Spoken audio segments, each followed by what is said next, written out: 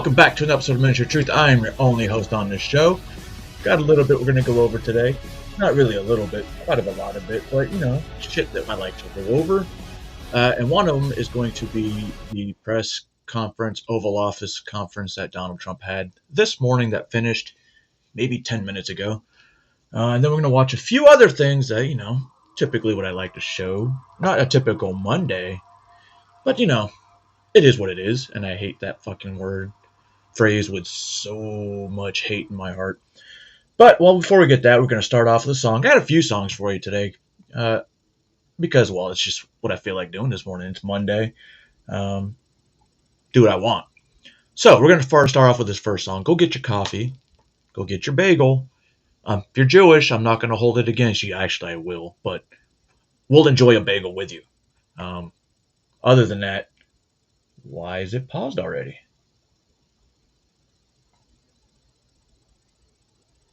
That's weird. Anyway, go get your bagel, get your coffee, go do your morning shit shave and eat a pancake. Shit, shower, shave. I'll be right back. Totally. I'm the boss, nigga. I'm your boss. Alright, see? Everybody in a kinder, gentler mood. Monday morning. Why can't everybody be as joyful and chipper as me? So there's a new movie coming out. Apparently it's doing what it says. It's doing okay at Sundance. And it's an MTV movie. It's an MTV movie. But in reality, it's not a movie. It's a documentary that's decades in the making. However, the guy that they're making this movie about, Chris Hansen, I kind of don't like Chris Hansen. I think he's an arrogant little prick who probably touches kids himself. Just saying, allegedly.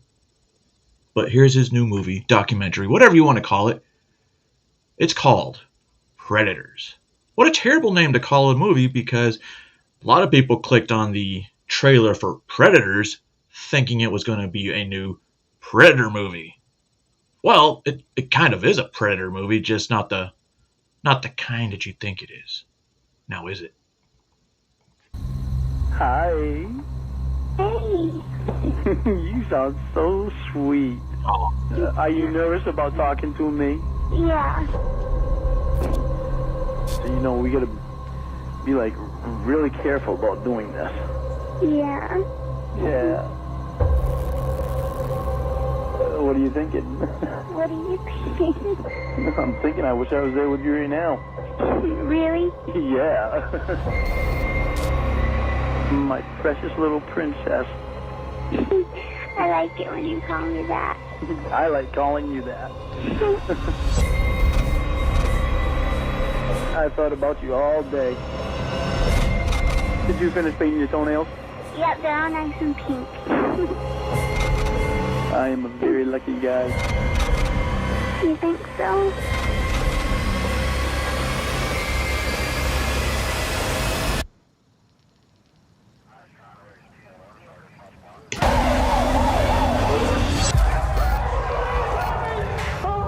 Chris Hansen going to pull a Triple H and expose all the secrets behind all this? Huh? Actually, Triple H is actually not that bad of an idea. This one, on the other hand, it could be. It could be, but Sosa shows how she does it herself, too. Some people watching this may feel like you have something to answer for. What do you say to that?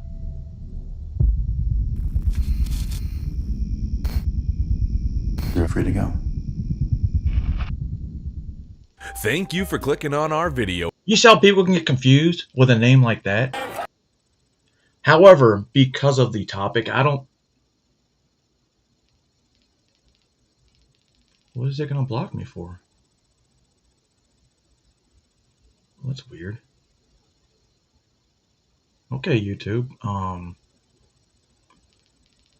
assuming it was for the Andy Samberg song. So anyway, ladies and gentlemen, we're going to head off to Maryland.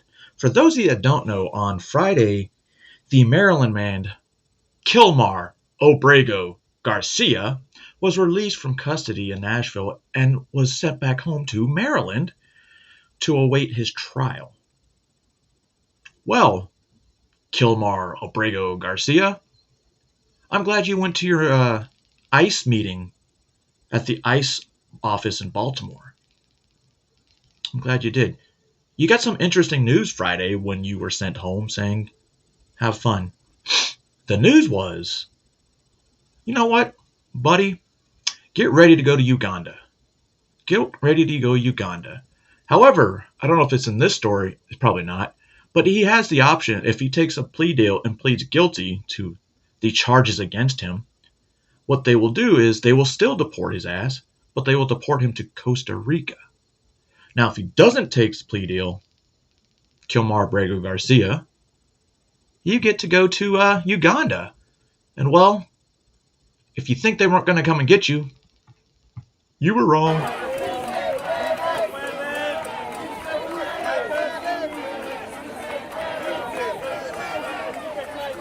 What the fuck you feeling?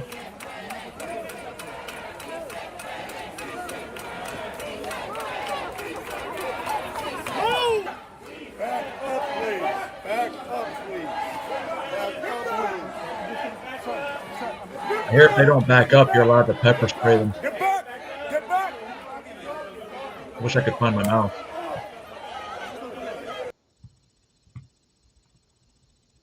Mr. Abrego Garcia, I hope you enjoy. What is this?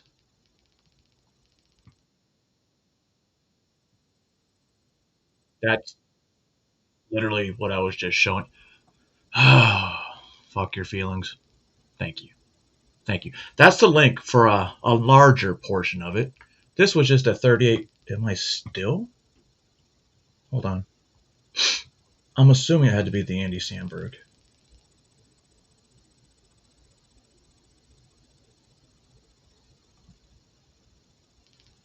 You can't stream on a YouTube now unless you're 2016. Anyway, let's move on to the next topic because that one I thought was pretty interesting for the day. However, there's reasons you don't take children to play dates without maintaining visual contact with your child. Would you leave them with a teacher for a play date? A well-known composer and teacher is facing child porn charges. IMPD arrested 55-year-old Julian Wagner yesterday, about a week after a woman says she and her daughter spent some time at his house. Fox 59's Gabriela Mirando talked with that mom today, who says she always felt something was off. I did get weird vibes, but I'm like, okay, he's just a dad that wants to set up a play date. This mom, who wants to remain anonymous, says her daughter was in the same kindergarten class as Julian Wagner's daughter last year. Ever since then, he wouldn't let up on the two girls getting together. And every time that we did Zoom, it's like, you know, we have to set this up. We have to do this. We have to do this. I was just like, okay. When that day finally came, the mom did a quick Google search and was surprised at what came up. I came across the previous allegations, you know, the sexual misconduct allegations, and I read up on everything. Trinity Church Wall Street posted a release 3 years ago saying an investigation into... So you mean to tell me a mom with a Google search was able to do something that the school couldn't do? Like, do a background check on this teacher? Allegations dating back to 2014 led to the end of Wagner's employment as their then musical director. From music to math, Wagner used to work as a fourth grade teacher here at the Invent Learning Hub on the city's near southeast side. A quick search used to pull up this picture of him from the school's website, but that's since been taken down following his arrest. Wagner was booked into jail Wednesday on preliminary charges of child exploitation and child pornography. The police report says the incident that led to his arrest happened August 11th. Just 2 days after the mom had been over for the play date. Actually, I don't think I have. If I was to have left, you know, if I wasn't the type of parent that would have stayed for a play date and I left my child, it makes me angry. Invent Learning Hub told parents they did a background check on the former teacher prior to hiring. The mom wishes that was only the start of how much they looked into him. The school should have been more thorough. And I feel like if anyone that is working with kids has any type of sexual... No, it's definitely a low income area. Even if it's not with minors, I really, don't think that they should be working in close proximity to kids. The school put out a statement saying the alleged behavior happened outside of the school and did not impact any students. They say Wagner has been placed on administrative leave as the school continues working with law enforcement. On the near southeast side, it didn't affect any students except for the one that was in the class that went to the house. So yeah, it did affect a student. Gabriela Mirando, Fox 59 News. Oh, here we go again. This one's not a teacher, but some people really don't need to be allowed around kids, and they should have their thumbs cut off. Yes, their thumbs. If you take off their thumbs, they will hate you for the rest of your life. I promise you. Before we get into this first story, we do want to warn you, it involves disturbing allegations of sex crimes against children. Dylan Ford and Deborah Sharbach are locked up at the Oklahoma County Jail. Ford is accused of rape. Sharbach is accused of allowing it to happen. News 4's Sydney Batzloff has the story from Hera. It's horrible. I mean, I don't think that any child case like this is not going to, tug on your heart. Hera police say 31-year-old Dylan Ford sexually abused multiple girls, and his fiancée, Deborah Sharbach, allowed it to happen. Now the two are facing felony charges. According to court documents, Ford would bring the girls to a trailer down this road for sex acts, and in a matter of 5 months, there were over a dozen incidents. I mean, it's obviously horrible anytime a child is raped and molested, but to know that it was happening in multiple places and multiple times was very disturbing to us. Court documents say Sharbach said she knew about these trips and let them happen. It was particularly hard for us to swallow that was happening. Sharbach also found a message Ford sent to a girl saying you should get fully undressed. She also found nude photos. When police searched Ford's home, they found horrific living conditions. We identified early on that there were animal feces in the floor, and the carpet was matted with feces and urination. The living conditions were horrible. One bed did not even have a sheet on it. The air conditioning unit, I don't think, worked very well. But there was also cockroaches all over the home, along with spoiled food and dirty dishes. 5 children in total were removed from the home and taken by DHS. Hera Police Chief Marty Burns says this case is far from over. We still haven't charged her with any of the abuse and the conditions of the residents, and we still have not finished our investigation and our interviews. So we really expect more charges to come from that investigation. In Hera, Sydney Batzloff, Oklahoma's News. These stories never seem to end, so it's a never-ending cycle, pandemic, epidemic, that it seems like our government doesn't really care about ending. I bet you if they could sell a vaccine, to help get rid of pedophilia, they'd be all over it, right? They'd be selling that shit like hotcakes. Because it's an epidemic that they can't ignore anymore. So when you have a man, in theory, you think this man would be physically capable of lifting at least his body weight. At least his body weight. But then you have an old lady who likes to carry around a 16-pound medicine ball and do wall tosses with him, even though she wasn't tossing very high, and I've used actually heavier medicine balls. But anyway, I used to take these same medicine balls like this, but they were like 20, 25 pounds, and I would put people on the other side of the fucking volleyball net and catch and toss. Catch and toss. Great for your abs. I invented it. At least I think I did. I was bored one day. I'm like, I want to play volleyball, but I don't. And I want to make sure they get pain. Pain, because, you can't have success without a little bit of pain. But yeah, I used to fucking love it. And it would be like 3 or 4 on one. Obviously, I was the one.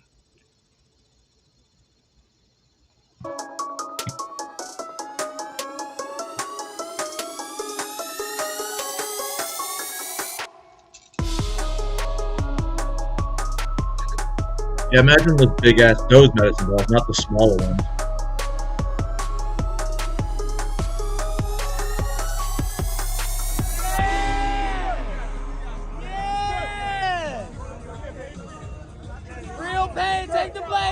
Yeah, take that. 135. We got the future mayor out here. You cannot be the mayor. Real pain. Let's go. Let's go on, Zohan. It's Zoran. Let's go. Slide him up. Slide him up. Come on, slide him up. Yeah.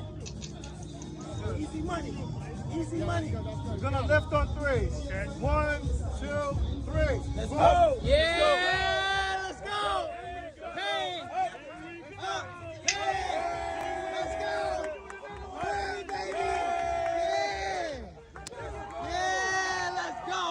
I don't know, maybe it's just me. When I was watching his hand placement on the bar, I definitely have my arms a little wider out, quite a bit wider. I put my index fingers on that little, I don't know what's there. It's like a marker reference point. And then I don't wrap my thumbs around the bar. Kind of the same way I do pull-ups. Because if you're going to climb a wall, you can't wrap your finger over the wall, under the wall. Grip strength. Pretty good at it. Oh, is it time for another break already? Let's see how long I can play this before YouTube says fuck you off. Let me finish rolling this joint and I'll see you in a minute.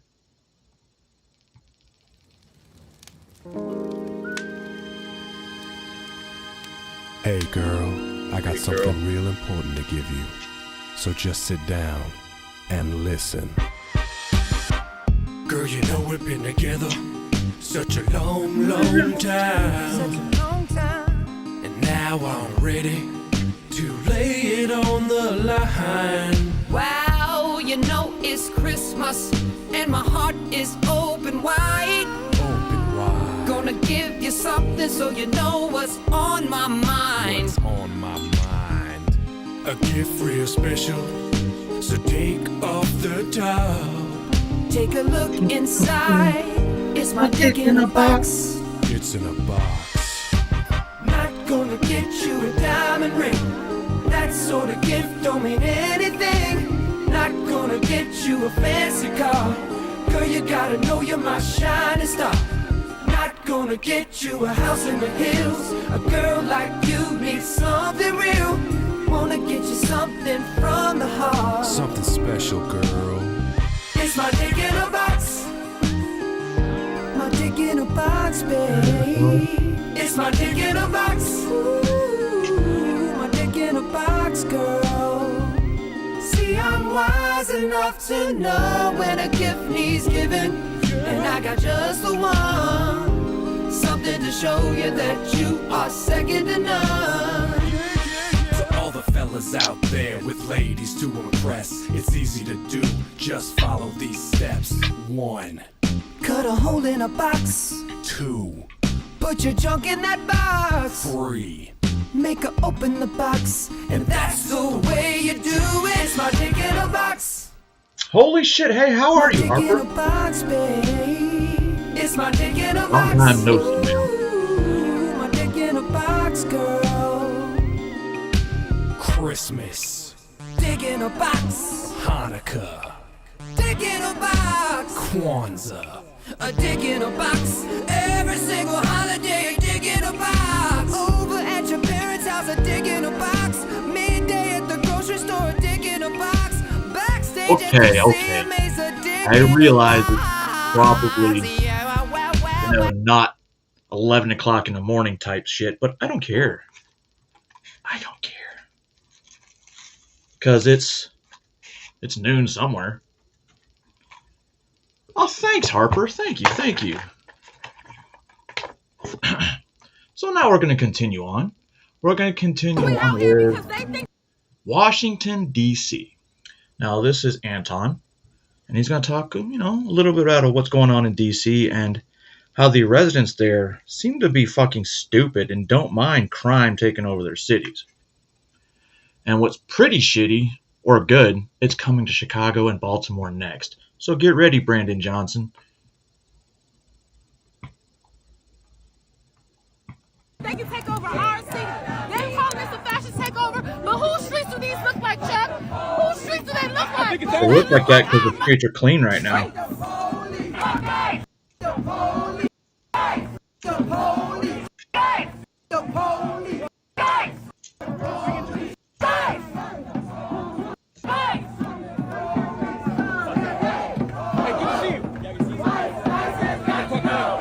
They don't even know why they're out there protesting.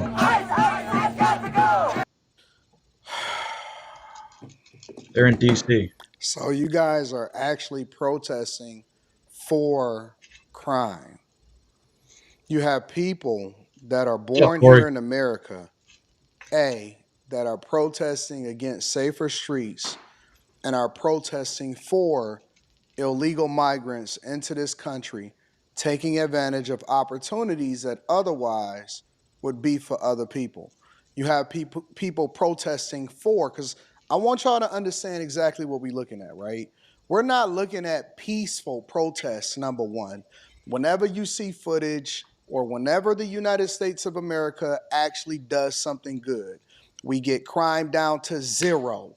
We eliminate all of the drug dealers. And we eliminate all of the cokeheads and the drugs that's inside of your communities, or children are able to walk down the street safe, and nobody is actually getting arrested for doing something that they wasn't supposed to do, and guns getting removed from your streets, and homicides stopping.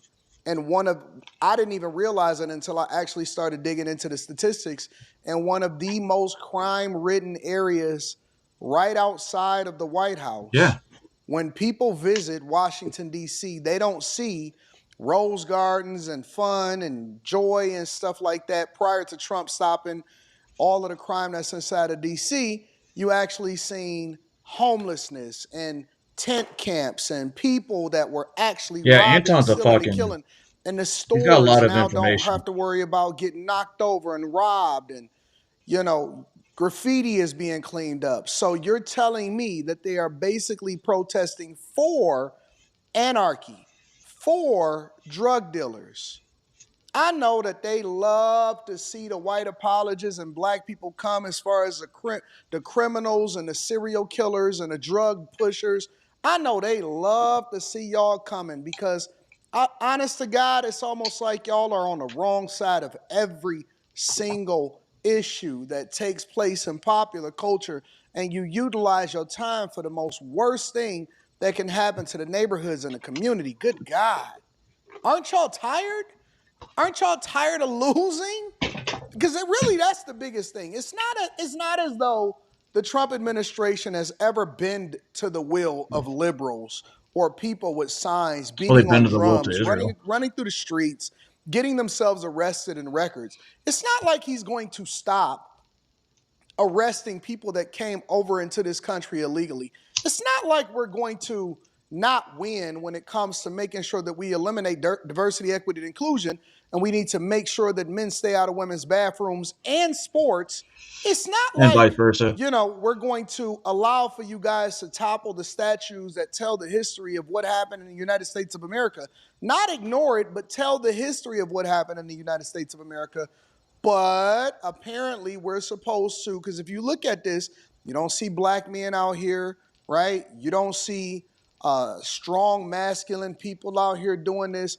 You see the liberal white people, white apologists, you see the anarchists, you see the chaotic black women, you see crazy, usually alphabet community black men. Get 'em. That is what you see happening inside of the streets, protesting for. So if Trump gave this back over to the people who was absolutely running it into the ground, you telling me it wouldn't end up like Baltimore?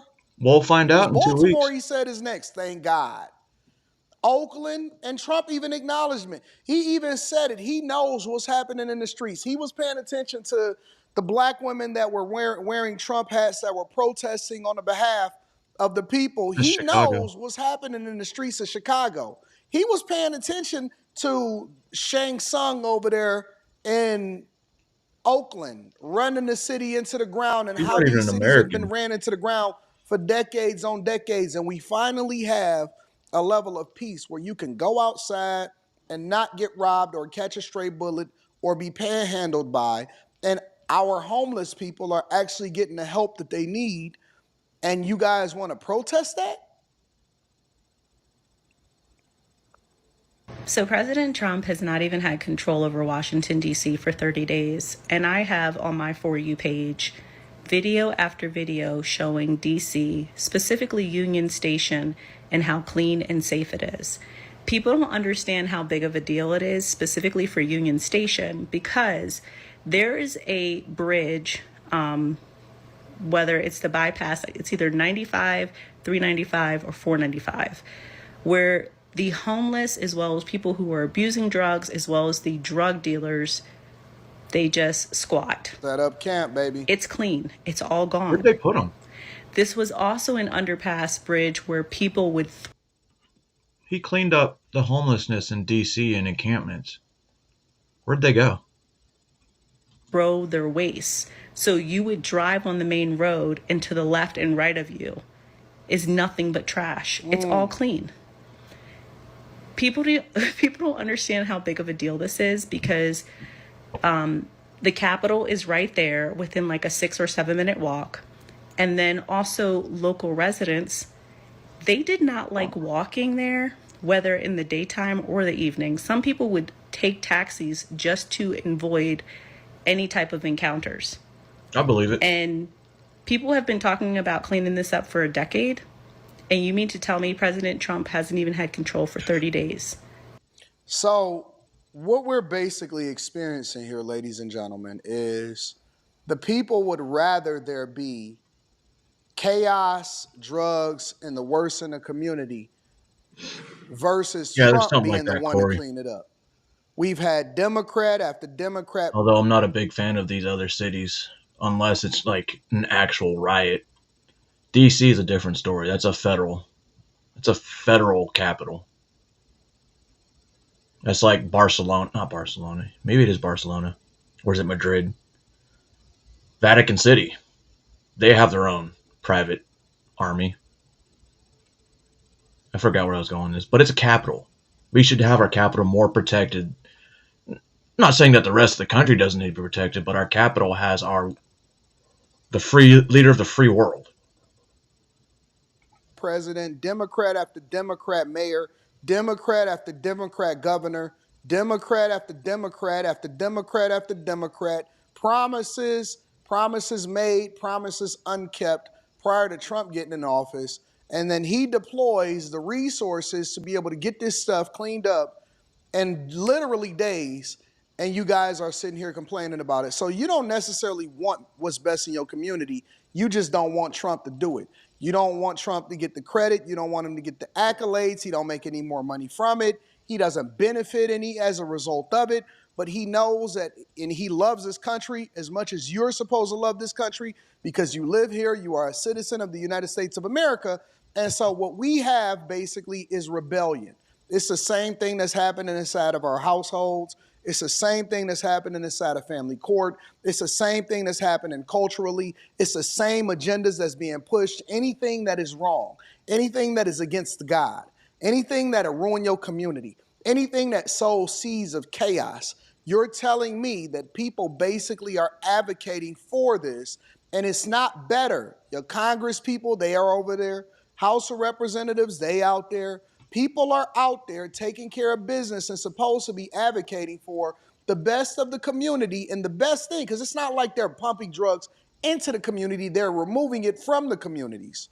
It's not like he's pumping illegal migrants into the community. They're removing it from the community. So instead of letting our communities and our neighborhoods be roughshod over, especially in the capital of the United States of America, he said, listen, we got to clean it up. We got FIFA coming here. We got another Super Bowl. We got this. We got the Olympics coming to the United States of America. We need to start fixing up and deploying the resources that we're paying taxes for so that we can actually fix what is happening in our communities and our neighborhoods. And y'all are against it. Y'all are saying F him and F the Immigration and Customs Enforcement, Homeland Security, FBI, ATF, everything. When it's finally being deployed for something that's useful for you, you reject it. Always gonna give credit to the content creators where credit is due. Make sure y'all tap into the Patreon link is in the description. Teach Hanley 40% off your first order plus 20% off of life. It's crazy. Like, you can't fix a problem, or you can try to fix it. And here's what's going to happen. Just like the government and anything else, the problem is created by the government. New party comes in. The the government fixes the problem, new government comes in and fucks it up again. And it's a cycle. It's a cycle. You got to break that cycle. All right. I don't really know if I want to play this whole video because... Alright. I do want to play this part though. So this is from Jedion's catch. And the officer, when he first came up on him, basically was acting like he is the law. He thought he was Judge Dredd. Listen to the cop's reaction. And the guy that the Jedion was catching had over a terabyte of CP on his device. And he's also a registered sex offender. But let's see what the cop says when they show up. But he ran back inside because he saw you. Let me explain a couple things to you. You guys aren't doing stuff with the ICAC task force in South Carolina? Sir, I'm going to show you here. You're not listening to me. Are you a sworn officer? No, sir. Conducting an investigation. Sir, we have an arrest here in this county that is being investigated already, and he's currently in trial by Detective Malone. Great. That's awesome. He's in there right now with the child. He invited a 12-year-old girl and a 12-year-old girl to this job right here, right now. What platform did he on Facebook. He messaged her first on Facebook. Here's the deal. Yes, sir. You guys aren't cops. I'm not trying to be cop. I can't arrest him because of the investigation. Remember he said that. That is being conducted. But we have an arrest here. I don't care. You're not listening to me. You're not an officer. You're not an officer. You guys can't come in here and do that sting operation because... Then why is one of our cases currently in court right now? That's great. You guys don't understand. If law enforcement does not conduct this investigation, we can't make an arrest. Can you call your supervisor for me, please? No, I can't call my supervisor. I would like to talk to a supervisor, please, officer. You guys still can't do what you're... I would like to talk to a supervisor. Sounds good. Thank you. Hold on. It gets better.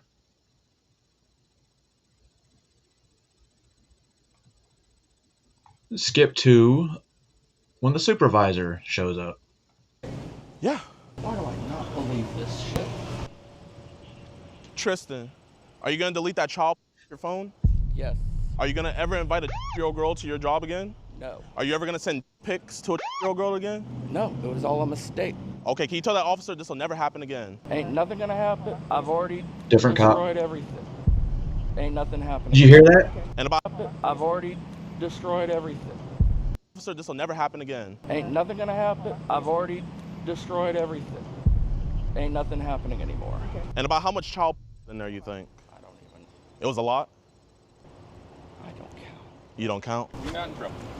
Here's that fucking piece of shit cop. You might just talk to him. Yeah. Hey, how you doing, officer? So, my name is Jadon Adams. We have an organization called EDP Watch where we travel the nation and report online predators talking to children. These dudes never learn. Remember, can't arrest. If somebody asks for a supervisor, can you tell them no? No. That's what the officer did. All we want is cops that care. We understand that this is y'all's job now, y'all's investigation. We're gonna leave it up to y'all. We're gonna help whatever we can, and yeah.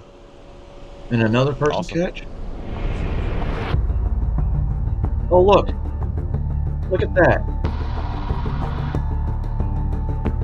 Oh. Yo, what's good with y'all boys and girls, man? Oh, I guess you can arrest.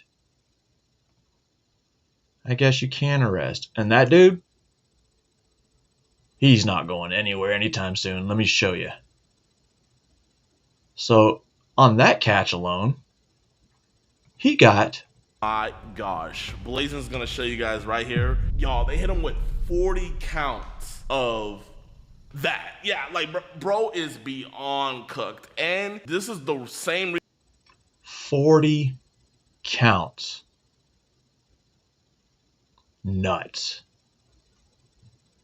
Can't arrest him, huh? Can't arrest him? It's a good thing he got arrested. Especially when he invites children to the store. Way to go, North Charleston. All right, guys, we can't be racist. We don't want to be racist right now because we have a reparations activist about to join. So we're gonna let him talk. We're gonna let him talk to Jesse Lee Peterson because Jesse Lee Peterson is a very, very, very black activist. The blacks.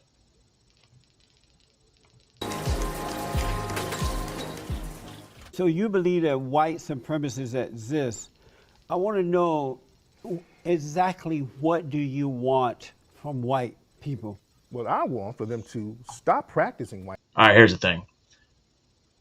If you're going to act like, well, obviously this dude fucking has more muscle than I do, but I'm not a little faggot and I don't wear shoulder pads. What adult man that's not gay wears shirts with shoulder pads? Well, I guess this guy.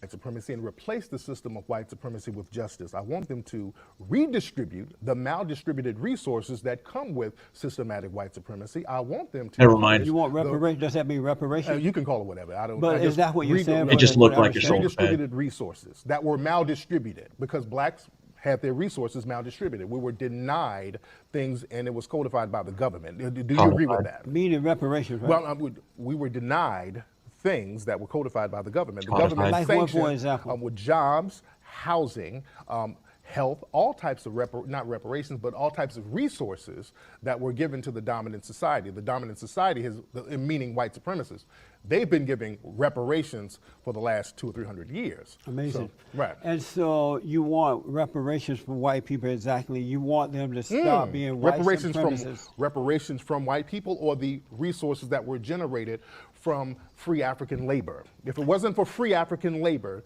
there would be no wealth in this country, Jesse. Do you agree or disagree with that? I disagree. Okay. 100% disagree. Where did it come from? Where did the wealth of this country come from if it wasn't for free African labor? The hard work of the men and women. The resources of the land. So the free African labor weren't good men and women? Let me ask you this. So the free African labor, those were not good men. I want to ask you another Deflecting question. means you don't believe what you said, Jesse. I want to ask you another question. Deflecting means you don't believe what you just said, but I got you. I grew up under the Jim Crow laws. White supremacy. And while growing up, black Americans, including my family members and others, did better for themselves then than they do today, and they were not complaining about white supremacy. Yes, they were, Jesse. You're telling a lie. Looking at me telling a lie. Yes, they were, Jesse. Jesse, they had a Montgomery. You grew up in not Montgomery. in my neighborhood. Jesse, they had the Montgomery bus boycott where you live, brother. I The didn't civil live in rights Montgomery. movement. You said you live near Montgomery, Yeah, right? Right. So what he's saying is he actually was around during Jim Crow era. Not Jim Crow era. Oh, fuck, I forgot what I was going to say. Yeah. I doubt this other guy was. All he knows is what I was taught in books by McGraw-Hill. The Jews. They had a bus boycott, brother. Why was there was a bus boycott that led off the civil rights movement? That was to change the law, the white so that blacks would be treated under the law exactly equally. Exactly. But let me ask you so this. we agree. But it was about all that other mess. Right. But we agree. You actually agree with me. But go ahead, brother. Let me ask you. Go ahead, sir. I grew up under Jim Crow law down in Alabama. Right. My family members and other blacks that we knew owned land. They took care of themselves. They learned to work hard. They were very creative. There were black universities that they would go to and come back as professionals. They had money. Matter of fact, I had one of my aunts, her husband got married, bought and by the way, land, those black universities were funded by whites, by the way. Bought buku land. But the black universities were funded by whites. Is that a negative? I'm just saying, you're making it seem like it was an independent thing. Unfortunately, it was just like all universities now. They got some money from the government, they were and funded by whites. They put money in themselves. And they funded many of them in the South so they can keep black people in the South so they couldn't go in the North and compete with the immigrants that were coming in, but that's needed. So they built the black colleges. I feel like that's a way of giving back reparations. But go ahead. Let me finish the point. Blacks they got married for the most part, had their children under the umbrella of marriage. The kids were decent kids where they didn't kill each other, and whites or blacks. They and those kids went on to do well in life. They were not having abortions and they were not having truckloads of children out of wedlock. Exactly. Why were blacks more decent and love was right and did what's right with the laws being there against them than they are able to do today? And they were not Probably because they didn't victims. play They didn't victim blame cards. anyone for their circumstance. They were decent back then, and more families were intact back then, and they still were dominated by white supremacy because that's why they had a civil rights movement back then, Jesse. There was a reason why you're talking about this utopia that black people were good, which we were, and we were still getting our brains beat out. That's why they had a civil rights movement, sir. That's why black people put on their church clothes and got dogs sicked on them and water hoses sicked on them because they were still under the system of white supremacy. As decent as they worked hard, they were educated, and they were still getting beat up by the white supremacists, Jesse. So we can't. So if white people don't give you reparations, will you live a life of unhappiness, feeling like a victim and blaming them the rest of your life? Yep. If they don't give you reparations? Well, the thing is, we have to do the best we can do, unfortunately, under a system of white supremacy until we learn how to produce justice. This is why victims of white supremacy have to get codes in order to replace the system. I always think it's funny, like when I see all these people iced out. Well, he's not really that iced out. Necklaces, watches, rings. I'm like, oh yeah, that dude has a lot of money. And then I see somebody with fucking sleeves, tattoos all over the place. Like, that dude got money too. Because some of those ain't cheap. Well, a lot of mine were because I had a buddy come to my house and do no. Of non-justice, which is white supremacy, with a system of justice. We just can't keep collaborating with white supremacy so a couple of us can get some butter biscuits and some crumbs off the table while everybody else is on their ass. Do you know who Booker T. Washington was? Absolutely. And you know that he was born enslaved, right? Yes, I do. And you know that in spite of that, he didn't have that hatred in his heart. And his family was sold, his brother died off, and all kind of stuff happened to the man. Yep. But he didn't hate. And as a result of not hating, he became a primary figure in America, a good example for mankind. He founded Tuskegee Institute. And he too was hated by the race hustlers, the so-called talented tent. Yep. You know, all those people who were blaming white folks. Do you admire him? I love Booker T. Washington. And you know what why? did you love about him? I love Booker T. Washington because he learned how to hustle white supremacists. He knew how to get out there and get all that money from those white supremacist philanthropists, and he would go to black people and say, cast down your buckets where you are. He gave a very famous speech that a lot of black people were upset about. They kind of thought he was cooning a little bit too, but secretly, you look at his autobiography and his diary, Booker T. Washington couldn't stand white supremacists, and he secretly funded black radical groups at the time, and this is why the federal government had to put agents on him like R.R. Moten and all these people to kind of watch. Who told you all that? Yeah. I read. You made that. Who did you read that from? Reddit. There's a lot of books about Booker T. Washington that you need to really read up on.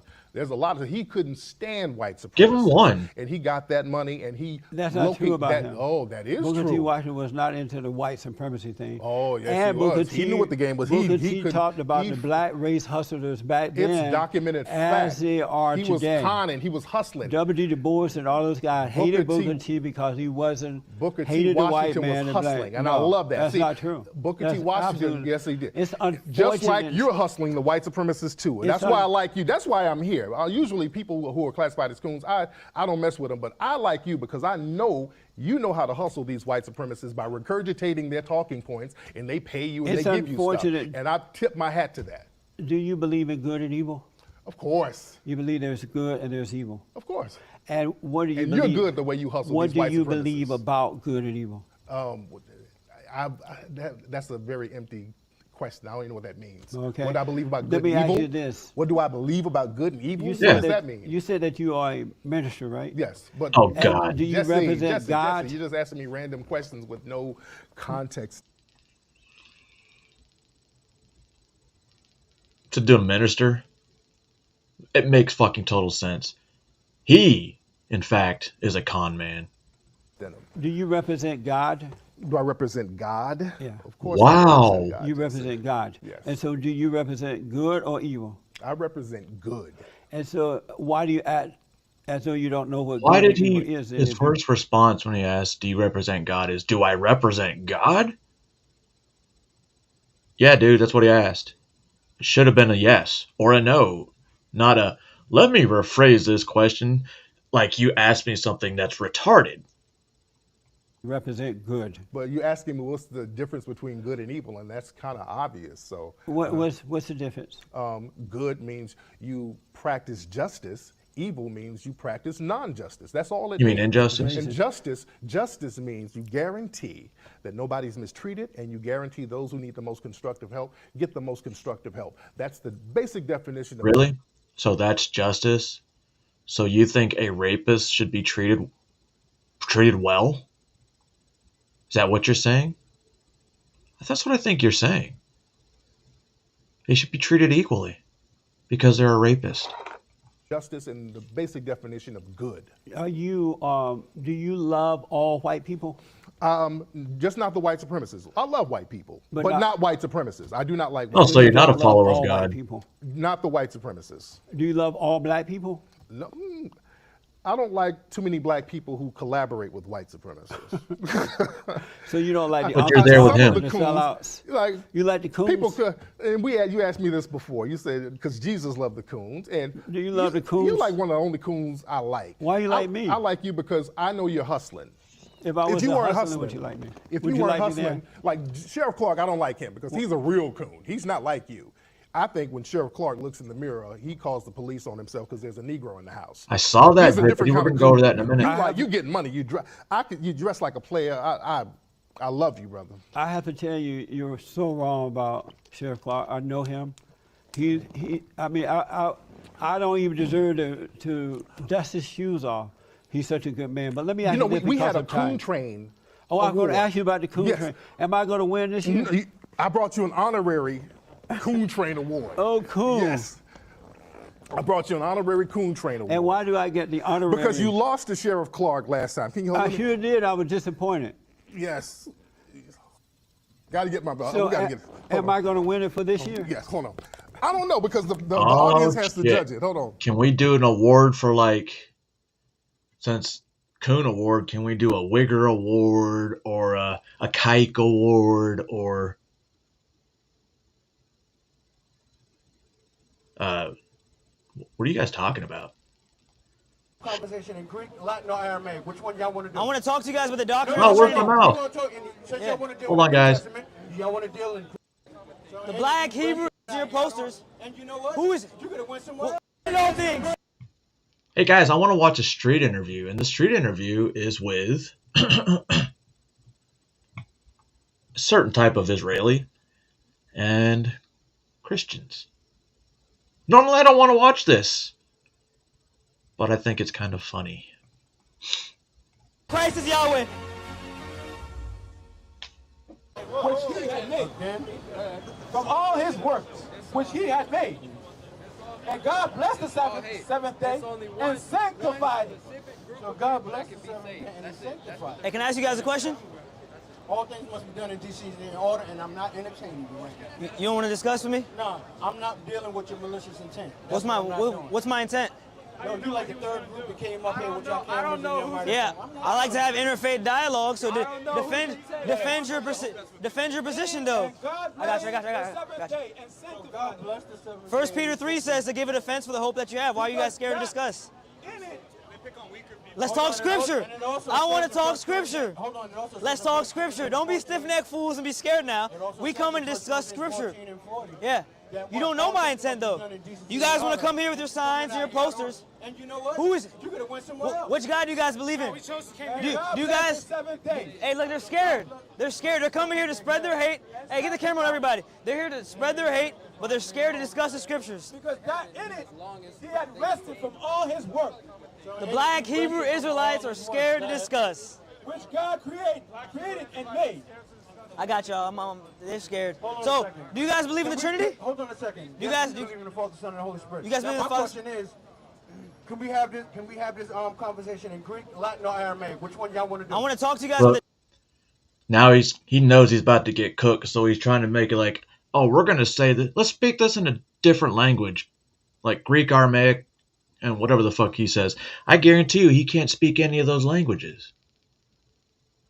Dressing like fucking Sinbad the pirate and some shit. Doctrine of the Trinity. No. We're going to talk, since y'all want to deal with the New Testament, y'all want to deal in Greek, Latin, or Arabic? We can talk English. No. You're speaking in English. Let's go back to the root. You're reading in English. Let's go back to the root. Wait, why are you reading in English? Let's go back to the root. Why are you reading in English? Let it go back to the root. Why are you reading in English? Are you fluent in any of those languages you speak? You just spoke of? If I'm going to ask you to let's talk in it, wouldn't I be? So why were you reading in English and now you're running? You're in the KJV, right? You're reading the KJV, right? You speak Aramaic? You speak Aramaic fluently? Bro. Now don't be scared now. Do you affirm the doctrine of the Trinity? That the Father, Son, and Spirit exist simultaneously? And what that has to do with her salvation? No, I'm trying to talk about who God is. Who God is has to do with our salvation. Talking about one thing. I deal with y'all as black Hebrew Israelites, you guys reject the doctrine of the Trinity. So let's talk. Who is God according to the Scriptures? Why are you interrupting the man? Because I want to talk Scriptures. Give a hope. Give a defense for the hope you guys have. Is that what we're talking about? Absolutely. Do they affirm the Trinity? Is he being rude? I'm not being rude. We're learning about the Sabbath day, and he's answering the question that we asked him. They're preaching a false gospel and they're scared to discuss. Have they told you about the fact that they reject the Trinity? Do you guys affirm the Trinity? So they reject the Trinity. So they're trying to trick you guys. They're not Christians. They're black Hebrew Israelites. It's a cult. It's a hate group. They tell white people they're down and blacks are better. They're racist. Why don't they want to have a conversation? Scared. Because he's black? Y'all not real Israelites, man. Y'all not real Israelites. How do you guys know you're Israelites? Exodus 28? How do you guys know you're Israelites? Sorry, Exodus 28 is talking about the priests. No, I'm asking, are you guys Israelites? Come on, you gonna come up here and try to disprove something I'm saying? Okay, so yeah, somebody mentioned the black Israelites yesterday, so who is the God of the Scriptures? obviously they went looking for some. Who is the God of the Scriptures, black Hebrew Israelites? Let's talk. Thank you. Who is the God of the Scriptures? Answer him. Answer him. Answer him. Answer him. Answer him. Who is the God of the Scriptures? Let's hear it. 1 Corinthians chapter 1, verse 1. Paul, called to be apostle of Jesus Christ through the will of God, and Sosthenes, our brother, unto the church of God which is at Corinth. Okay, so what? What's next? So, do you guys affirm that God exists as one being in three persons? No. Do you guys so you guys don't affirm the deity? They're not three in one person. Okay, so you guys let's discuss. Perfect. So you guys believe in the Unitarian God, correct? Hold on a second. I'm gonna answer you guys affirm the deity of Jesus. Okay, perfect. Do you guys? Hey, ask them. Every time I say a scripture, he's going to. Do you affirm the deity of Jesus Christ? 1 Corinthians chapter 11, verse 3. Yep. But I would have you know that the head of every man is Christ. Yep. And the head of every woman is the man. And the head of Christ is God the Father. We know. Okay, perfect. So who created the Word? Do you guys believe that Yahweh created the earth? Do you guys? According to Isaiah 44, Yahweh alone created all things, correct? Yes or no? Yahweh was conglomerate. Now you're gonna say Yahweh. Let's talk. Let's talk. No, I'm talking scripture. Let's go to the book of Isaiah. We'll go to the book of Isaiah. You want to go back to Genesis? We'll go to the book of Isaiah. Because you go back to the book of Genesis. Let's go to the book of Isaiah. Read it in the Hebrew. Who created the Word? It don't say when you go into the Hebrew. Yep. And when you go. Well, hold on. You guys quoted 1 Corinthians? You guys go to 1 Corinthians to disprove the deity of Christ. Go to 1 Corinthians 10:9 for me real quick. Read it. You like to read. Read. 1 Corinthians 10:9. Go to 1 Corinthians 10:9. Why are you not listening? Get to the Greek too. Yeah. Read 1 Corinthians 10:9. In Greek. I said, let's talk about Can you read 1 Corinthians? Guys, they don't want to read. Read. Quoted 1 Corinthians. No, I'm in the scriptures. We can go to 1 Corinthians 10:9. Let's read. Let's read. Read the book. Read the verse. Read the verse. Read the verse. I want them to read it. Read the verse. Perfect. No, Corinthians 11. 1 Corinthians 10:9. Don't be scared now. They want to quote 1 Corinthians. Basically, what I've gotten about this black Israelites is they're basically a cult. A racist cult. And that's all I could really find on these guys. Like, okay, perfect. You gonna be my reader then? Matter of fact, Joe, you trying to be my reader? Hey, you got your phone on you? Be my reader, because they don't want to read, yeah. So I want you to read loud. 1 Corinthians 10:9. I got it right here. Perfect. No, I want you to read, go to Numbers 21. oh, I can read loud. Chapter 11, verse 3. But I would have you know. Go to Numbers that 21. The head of every man is Christ. You go to 1 Corinthians 10:9. I want you in Numbers 21. The head of every of the woman Bro, it's is crazy the that people can remember these Bible verses like that, because I don't think I can remember any of them except for maybe John 3:16 or in the beginning. Yep. And the head of the woman is a man, and the head of Christ is God. Okay, perfect. So I'll respond to that. You guys are quoting the Apostle Paul in 1 Corinthians to prove that Jesus is not God. And I have a question for you guys. In Numbers 21, who put God to the test and were killed by serpents? The Israelites, correct? Oh. Yeah, hey, read. Can I see it? Let's read. Hey, guys, let's read it. No, okay, perfect. Okay, so now Numbers Let him get the 21. microphone. Read the verse. Read the verse. Read the verse. Already. Numbers 21, verses 5 through 7. They spoke against God and against Moses and said, "Why have you brought us up out of Egypt to die in the wilderness?" Chapter 14, verse 40. You guys don't want to engage in Let dialogue? all things be done in decency and in order. Yep. Now, since y'all like to- Let's go to scriptures in order. Let's go to scriptures in order. Let's go to the scriptures in order. Let all things be done in decency and in order. Go read Numbers 21. How can we do things in decency and order? Let's discuss. And you cutting the man off? Okay, The perfect. crazy I mean, thing you haven't about gotten my about verse the yet. Bible, I guess, the one thing about it is you never know the true meaning of what's the Bible supposed to be, because first of all, it's a reinterpretation of a translation of a translation of a translation of 50 different scholars for a gay king. And it's all about how you interpret what you're reading. Like, I don't know how you can... I mean, I know how you can just misinterpret things, but who knows the real interpretation? It's all in the eye of the beholder. Like, if you ask me, the Bible is a book of fiction. It's a book of stories, of tales, not an actual historic representation. It's fiction. You haven't gone to my verse. Hey, look, if you don't read my verse, we got mics too. And we got mics too. Hey, Muskie, pass me the mic. Where the microphone? Who got the mic? Who got the mic? Who got the mic? Who got the mic? Who got the mic? Wait, you brought your own speaker? They don't want to talk. We'll get the microphone. We'll get our microphone. Check this out.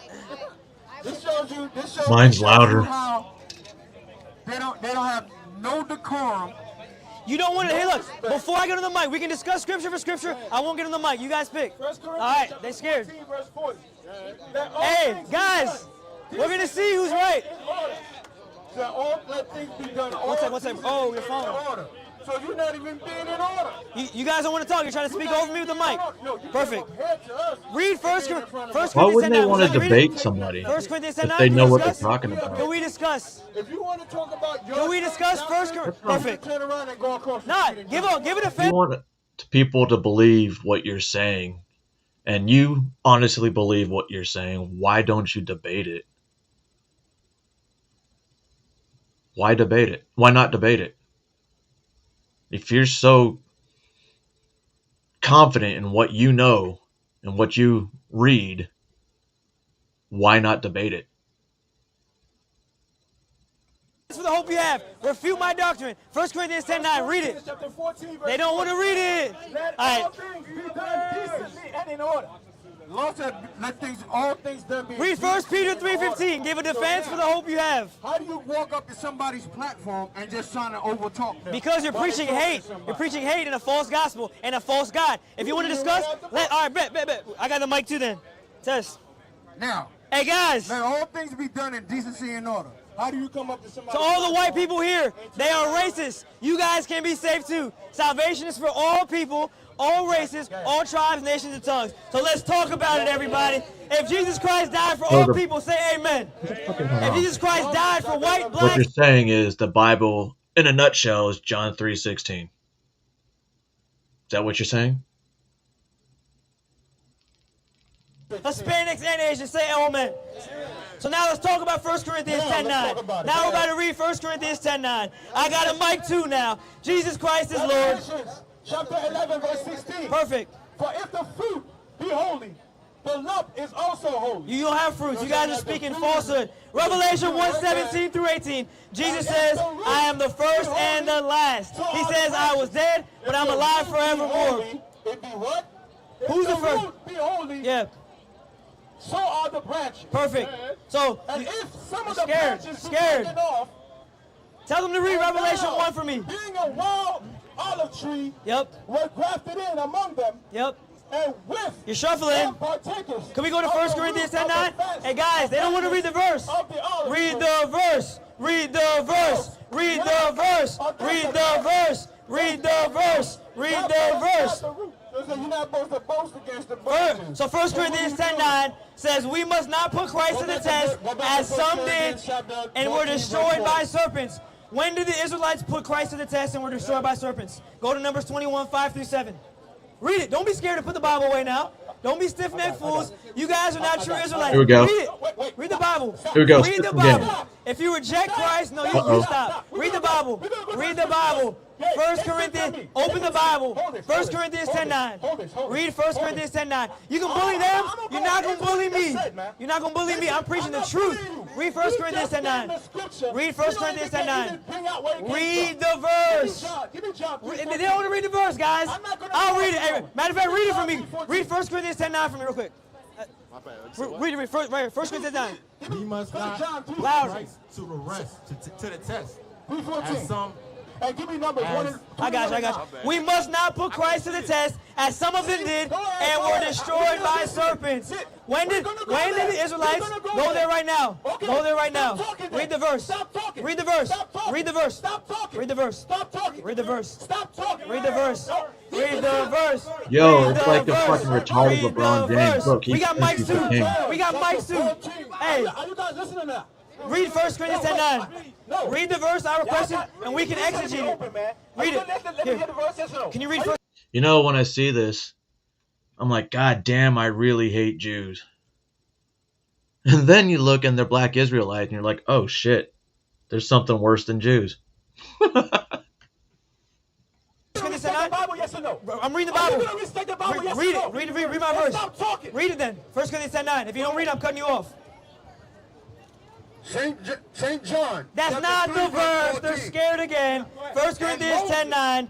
Read the verse. And Moses. Read 1 Corinthians 10:9. Lifted up the serpent in the wilderness. We're lifting up the serpent in the wilderness, right? Yep. Now go to Numbers 21:9. Okay. Go to 1 Corinthians 10:9. They're scared to read the verse, guys. So is the serpent supposed to be like a bad thing in the Bible? I'm kind of curious. It's like the snake that said, hey, eat this apple. Right? Was that really such a bad thing? Free will? Oh, I'm told not to do this. They're like, it's okay. Just eat the apple. There's much more I wanted to say, but I just forgot. However, in my profession, serpent meant a good thing. Why? If you ever look at the medical symbol, it's two snakes. Two snakes. The big bad wolves, the black Hebrew Israelites are scared to read the verse. Can you read 1 Corinthians 10:9? About the serpent being lifted up. Can you Chris, read that's 1 one thing Corinthians I 10:9? know. I do know Jesus, the Jesus, was a Jew. Are you scared of the scriptures? Are you they're scared of the scriptures, guys? So everybody, Jesus Christ is God, and they're scared to read it. I have the verse. I have the verse. 21:9. They don't want to read my verse? Hey, man, you the reader? Why they got you off the mic, man? Why they got you on the mic? You want to talk? Come on, man. Read the verse. You know why? Give it a defense for the hope you have. Who is Christ? Can he say something? Who is Christ? So I gave him the mic. Who is Christ? Is Christ God? You see, we can't Is Christ God? Is Christ God? I'm asking you a question. One by one question. Okay, here. Can you read my verse? Read my verse. If you can't keep Read my That verse. Christ was king. Read my verse. Hey, don't touch me. Whoa. Read my verse. Don't touch me. Read my verse. You stiff-necked fool. Repent and believe in the gospel. You guys are cowards. You guys are not true Israelites. You guys are preaching a false gospel. And when a real Christian comes and proves them wrong, they're scared. You Yo, guys this are rap racist battle's and insane. hateful people. That's the truth. God came for all people. God came for all people. And you guys are mad. If I could get a word in, if I could add a word Read in, my verse. They've been scared to read my verse, Samuel. Chapter 21, verse 9. Christ came for all Ask you people. a question. Chapter Gentiles 21, verse 9. And Moses made a serpent of brass to put it upon a pole. And it came to pass. That's not the verse, bro. Had bitten any man, Wrong verse, when buddy. he held the serpent of brass Read the in verse. So This is how you treat Hebrew Israelites. They're scared. Beat the people, right? Yeah. And a serpent of brass was set upon a pole. Oh. Now, let's see what Okay. we're talking about. Go ahead. Well, And the children of Israel. wait a minute. But who? Children of Israel. No, Yep. everybody. Who did they speak against, though? Who? Children of Israel. Who did they speak Children of against? Israel was there. In Who the did they? wilderness. Who did they speak against? In the wilderness. Who did they speak against according to Numbers 21:5-7? Who did they speak against? Yahweh! Yahweh! They spoke against the Israelites. I agree, genius. Who did they speak against? That's not my argument. They're lying. Straw man! Straw man! Read the verse. Read the verse. Who did they speak against? Who did the Israelites speak against? Who did the Israelites speak against according to Numbers 21? Read the verse. Moses lifted up the serpent in the wilderness. Read 3 verses prior. Lifted up the serpent in the wilderness. Can you read 3 verses prior? They're scared to read verse 5. Yeah. Must the Son of Man be lifted up? Read verse 5. The serpent was Read verse 5. Can you read verse 5? Read. No. Read verse 5. Talk to me. Read verse 5. Read verse 5. Read verse 5. Read verse 5. Read verse 5. Read verse 5. Read verse 5. Read verse 5. Read verse 5. Read verse 5. Yo, that dude's so triggered Can right you read now. verse 5? Are you guys that scared? Are they that scared to discuss the divinity of Christ? Read verse 5. I'll read it then, guys. Why are they I'll not let you read talking to now. the kid with the And the mic? people spoke against God. Who did they speak against? He doesn't even want to look Against at God. it. Okay, perfect. Read 1 Corinthians. No. I'm defending the deity of Christ. What is my argument? What is my argument? What is my argument? What is my argument? What is my argument? I'm asking you that. What is my argument? Yes, it does. It does. Bro. Here's- Watching this is like watching some old fucking panel videos. Can I explain? Can I explain? Now let's go to 1 Corinthians 10:9. Read 1 Corinthians 10:9. 1 Corinthians 10:9. What's up, Elijah? Hey, Elijah, get in here, man. These guys yapping. We just read. We just read around here. Okay, so one more time. Numbers 21, verse 5. Who did they speak against? Okay, 1 Corinthians 10:9 says, we must not put Christ to the test as some of them did and were destroyed by serpents. When did they put Christ to the test and were killed by serpents? 21 verse 5, read it. Stiff-necked fools, read it. Read it. Hey, say it with me. Jesus is God. Jesus is God. Jesus is God. Jesus is God. Jesus is God. Jesus is God. Repent and believe. These guys are cowards and they're scared of the scriptures. That's right. Let's see if they can answer. Answer. Read verse 5. Holy. Yeah. Y'all don't got no fruits, man. Be quiet. Where's the answer? What's the answer? Let's talk about a plant, right? If the first fruit be holy, who's the Where's the answer? Answer the question, right? Where's the answer? Nobody else is holy. Can you read verse 5 in Numbers It 21? goes back to Deuteronomy 7:6. Read Numbers 21 verse 5. Every question that I'm allowed to Dude, I've been here for 30 minutes. You've been ducking, bro. Read it. Yeah, y'all don't like it when somebody pull up on them. They don't like it. They don't like it. also holy. And if the Look, he can't even read now, man. Read. He lied. Hey, we here, man. Hey, they can't read. Hey, if Jesus is God, say amen. If Jesus is God, say amen. We taking over Times Square. Jesus is God. Jesus is God. Jesus is God. Jesus is God. Jesus is God. Jesus is God. Jesus is God. Jesus is God. Jesus is God. Hallelujah. Christ is Lord, man. Now let's talk about Isaiah 44. Who created all things? Hey guys, who created all things? The Bible says Yahweh alone created all things. Nehemiah 9:6, Isaiah 44. But the New Testament says that Christ created all things. Therefore, Christ is Yahweh. I will give you a logical syllogism, and I want you to refute it. Premise 1, Yahweh alone created all things. Premise 2, Jesus created all things. Conclusion, Jesus is Yahweh. Jesus is God, right? Yeah. Okay, wait a minute. You want to engage now? Now, when You want to engage now? When Christ was on the cross, right? What did he say? Yo, no. We're not shuffling. We're not shuffling. I gave you a syllogism. I gave you a syllogism. Refute my syllogism. Refute my syllogism. Refute my syllogism. Answer the question. Refute my syllogism. Which premise was wrong? I don't even know what's going on anymore. How you doing? What you got? Refute my syllogism. Yahweh alone created all things. Jesus created all things. Therefore, Jesus is Yahweh. You guys agree?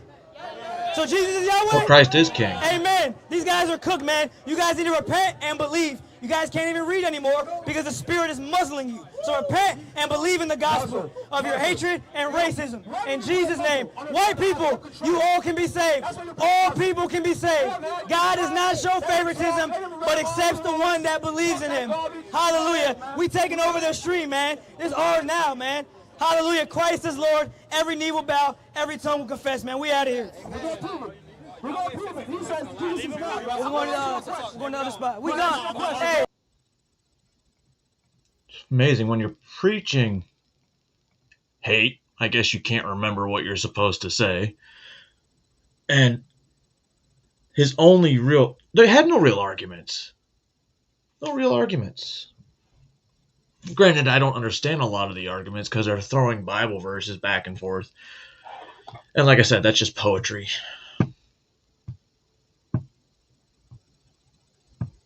But, you know, everybody sees religion in a different set, a different way. It's not my way to judge you. I can mock you and make fun of you, but I'm not really judging you. Unless you're a Jew. Even pagans hate Jews. Don't know why. Probably because they're like little evil wizards with their Jew magic. All right. So now we have come to, which ended up being the main event because this wasn't part of my playlist last night, but it is now because it happened as I was preparing for this show, and I held back for a little while. So we're going to watch this. We're going to learn some new things. We're going to have some questions asked, some questions answered. Whether or not we like these answers or the questions, it's irrelevant because there's nothing we can do about it now except for talk about it. And talk about it we will. All right?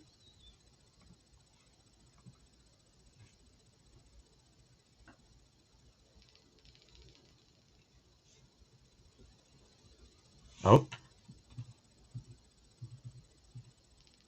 Look at those beautiful flagpoles he added to the front and back. Although they probably shouldn't have been taller than the White House itself, but... The safest last week. And some of these people were from foreign countries. They said, that doesn't sound so good. And I said, well, it doesn't sound good, but Washington was the most dangerous place in this country. And now, you know what? It's probably the safest place in our country. Everyone's starting to come here. The restaurants now you can't get in. Many of them closed because they couldn't open with crime. Everybody before me is happy what I'm doing. Most of you won't say that because you're radical left. The newspapers are so dishonest. The press is totally dishonest, but that's all right. We've gotten used to it. And we won in a landslide, so they obviously lost their power. I mean, it's impossible to imagine that when you get 97% negative stories, purposely negative stories, even though you've done 97% positive things, that you could win an election in a landslide, winning all seven. Think of it, all 7 swing states, winning by the popular vote by millions of votes. We had a fantastic, the best is your districts out of 3,000 districts. I guess we won 3,500. We won 2,750, and they won 500. And that's, to me, the best of all. And we had tremendous in every way, the election. And it's hard to believe you can do that when you have a corrupt media. But many of you are corrupt, and it's nothing we can do about it. But we keep winning, and we're going to keep winning. And this whole story on crime is incredible that the Democrats wouldn't be with us. So the mayor of Chicago, I watched him this morning, he said, Trump doesn't know what he's talking about. He only apprehended 9 people. Well, number one, that's false. It's thousands. We'll get into that. But more importantly than anything, we took guns away. We have some of the worst career professionals out of the country already. They've been taken out of the country, and some are in solid confinement because these were killers. We arrested some very bad people. And in the last 11 days, again, I hate to say it because it sounds so ridiculous, but in the last 11 days, we've had no murders.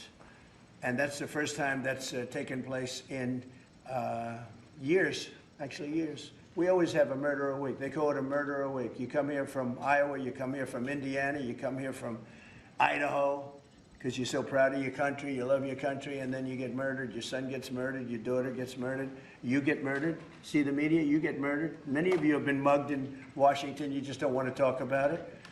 And I know that every time I do this with you, you almost everything, but every time I do this with you, you people are saying to yourselves, he's right, and then you write a negative story. But we are doing an incredible job. The people behind me are amazing. We're working very well with the Washington police, as you know. The DC National Guard is unbelievable. We're also getting tremendous help from Secret Service. And we are at a point where Washington is booming again. People are pouring in like we haven't seen for years. Nobody wanted to come here. They didn't want to come here and get murdered. I have a friend of mine who has a very successful son. And I said, where is your son going to be this weekend? He said, he's going to Washington with his friends. I said, really? Yeah, he's wanted to do it for 4 years, but he couldn't do it because it was so unsafe. And he's a tough kid, too. It's so unsafe.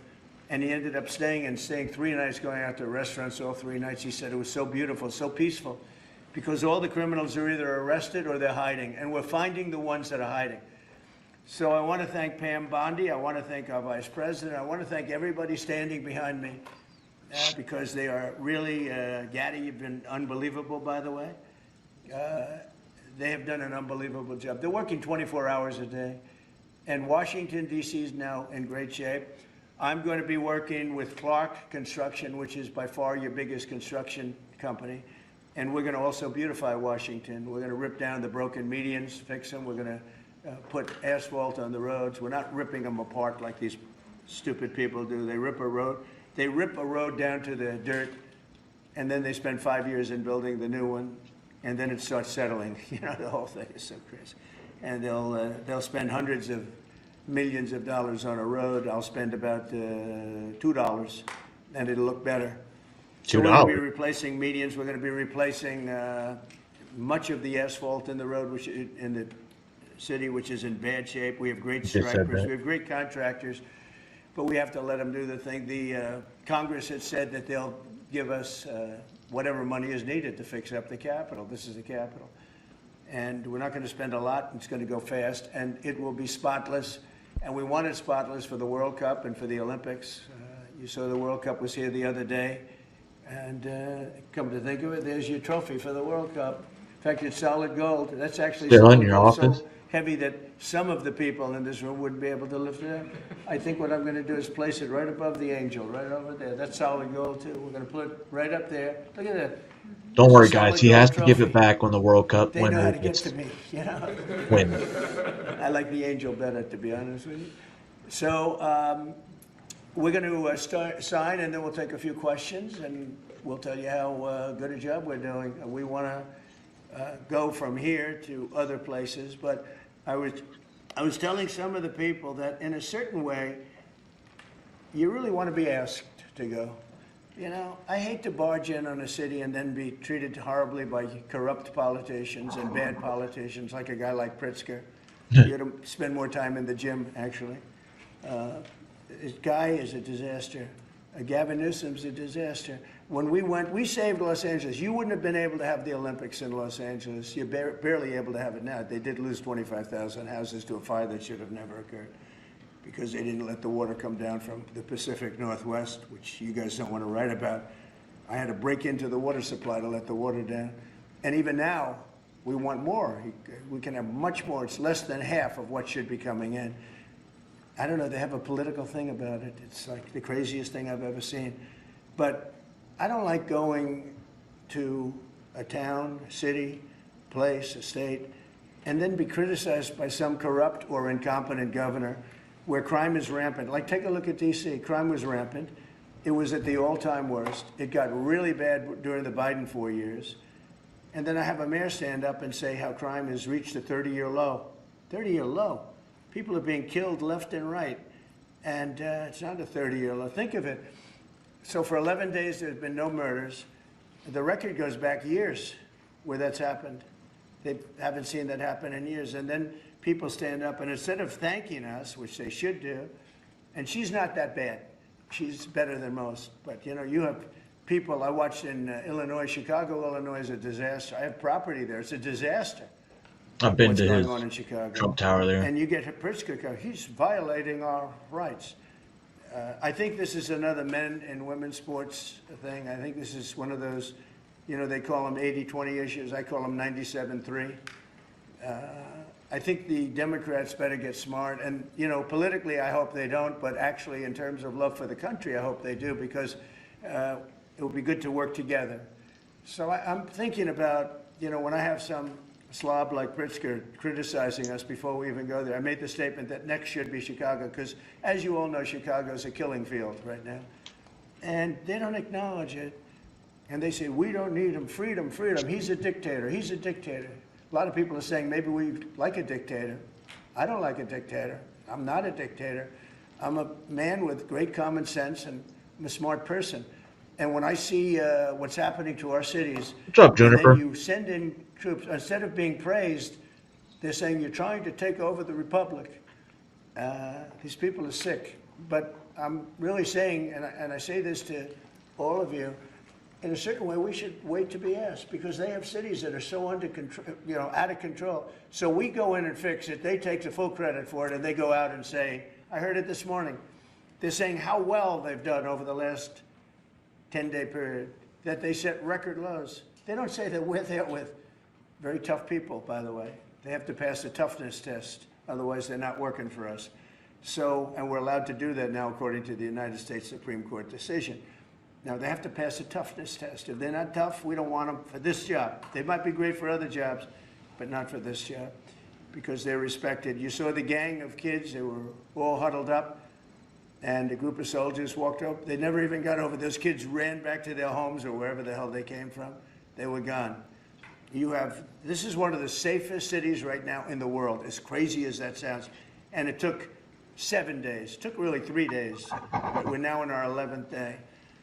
So I want to thank you. So we had all of these things, 439 illegal alien criminals have been removed, and we have 6 known gang members, some of the worst leaders of gangs anywhere in the country, MS-13 and Tren de Aragua. We have 2 missing children that have been recovered. They thought they were gone. We brought them back to the family. The family started crying. They couldn't believe that they saw their child again. 49 homeless encampments have been removed. Like, we have the head of South Korea coming in a little while, the president, and he drives down the street. Already, his people have told me, he said, what happened? It's so clean. We always came here, it was South filthy Korea's about dirty to have with some kind of homeless issues that I haven't caught papers up all on. over the road. That's the other thing. Those roads are swept immaculate, but they're going to be much better in a few months when we put a topping on them. They're going to look like they're brand new. We'll get rid of those rusty old medians that have been crashed into 1,000 times, and they don't fix them. They just let them. They lay them down on the road, and they sit there for months. But we don't do that. We don't run things. We run things like we run this. We like clean, we like beautiful, and we like safe, and that's what we're getting. So I'll start signing the executive orders. To me, this is a very, very big deal. One of the executive orders has to do with cashless bail. That was when the big crime in this country started. And I can tell you who did it, when, but I don't want to do that because others followed pretty quickly. But that was when it happened. Somebody kills somebody, they go in, don't worry about it, no cash, come back in a couple of months. Which is we'll fucking give you a stupid. trial. You never see the person again.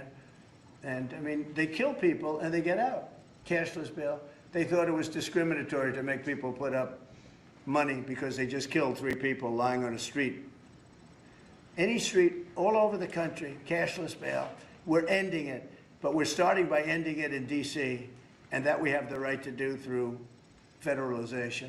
Okay, let's go. Could I ask you to say exactly what this is? Of course. So, as you've consistently identified, sir, cashless bail policies are a key driver of the disorder we see on city streets all over America. Catch and release system allows criminals to keep going back out onto the street and reoffending. What this executive order does, it charges your attorney general with identifying jurisdictions all over the country that have cashless bail policies and then it withholds or revokes federal funds and grants that are flowing to those jurisdictions Oh. to ensure that we're only supporting the people who have reasonable common sense policies around crime. So what area does it cover? Potentially anywhere that has a cashless bail policy. So some of the largest cities, some of the most left-wing states in America Almost have adopted. all of them, right? Illinois would be a great example of that, sir. Oh, they have a great cashless bail. You don't even have to go to court sometimes. No, Illinois, I love that state. It's a great state, but it's run so badly by Pritzker. They threw him out of the family business and he becomes governor. Now he wants to run for president. I don't think that's going to happen. Okay, we'll sign right here, right? Sir. So important. And this isn't Republican, Democrat. This is, and by the way, most Democrats agree with us. But this is just, we got to bring our country back. Everyone should be happy about that, except for criminals. That's a big one. Also on the issue of cashless bail, sir, this is a DC specific executive order. In addition to the measures that we're taking that are quite similar to what we're doing around the country, in DC in particular, the objective is holding as many criminal defendants in federal custody and subjecting them to federal charges as possible. That means that they'll be held pre-trial in federal jail as opposed to just being cut back out on the streets due to a cashless bail policy. Okay.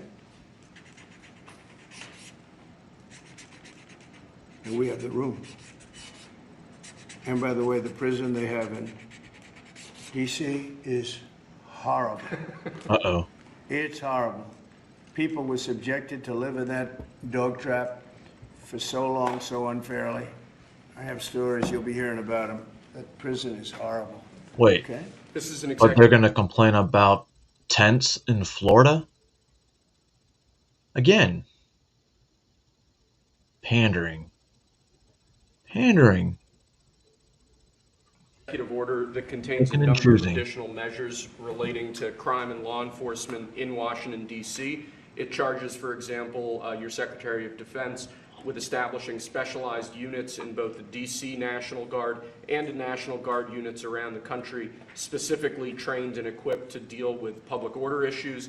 It charges all of your various federal law enforcement agencies with hiring additional personnel to allow them to surge personnel to Washington, D.C. to deal with the current emergency here.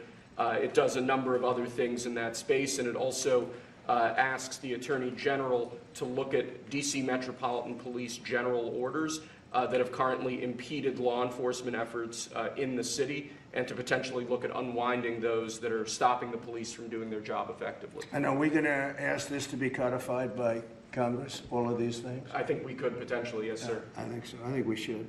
I think we'll get it. I think Democrats will vote. Well, I don't know. It's hard to believe that they might not, but I think Democrats will actually vote for this. Yeah, we'll see. I mean, if they don't vote for this, all this shit goes There's away. no auto pen that can do that, right? Look at that, Pam. Is that a good signature? Seriously, is that a good signature? Who can write like that? Nobody. I don't know. That's the other thing. I assume we're looking at the whole auto pen scam. Sir. Because the person that ran it said he spoke to it briefly twice about nothing. That means that all those pardons that he gave to some very bad people, very unpatriotic people, very evil people, it looks to me like those pardons are worthless. So what are you going to do about it? Because number one, you shouldn't use an auto pen very specifically. But if you do, it has to be a very good reason. And they have to know that the president wanted it. The president didn't want this. The president didn't know he was alive, okay? Again. So what are you going to do about it? Nothing. Okay? He never approved any of this stuff. He wasn't for open borders and all the other things. He was never for open borders. I've known Biden a long time. He was never very sharp, but he was never in favor of open borders and all of the other things he did to destroy our country. Let's go. Lastly, sir, this is an executive order on flag burning. It charges your Attorney General. Would you listen to this? This is very important. Flag burning. All over the country, they're burning flags. All over the world, they burn the American flag. This is one of the main reasons.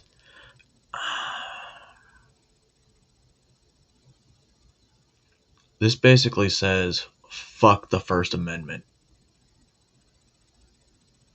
I've always said you don't have to agree with someone burning the American flag, but it's well within the rights of the Constitution of the United States of America.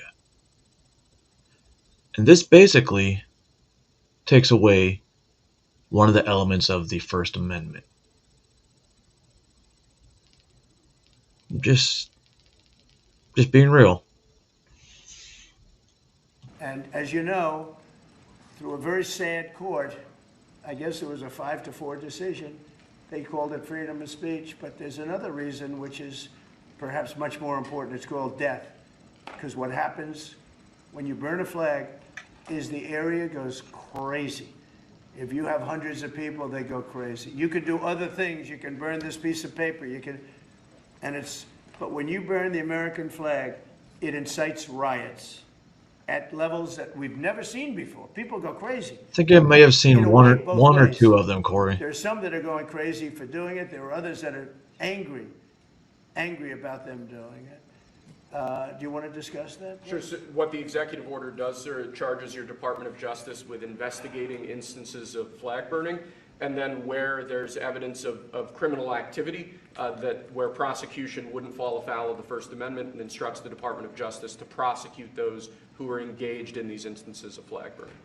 And what the penalty is going to be, if you burn a flag, you get 1 year in jail, no early exits, no nothing. You get 1 year in jail. If you burn a flag, you get, and what it does is incite to riot. I hope they used that language, by the way, did they? Yeah, incitement is Incite to riot.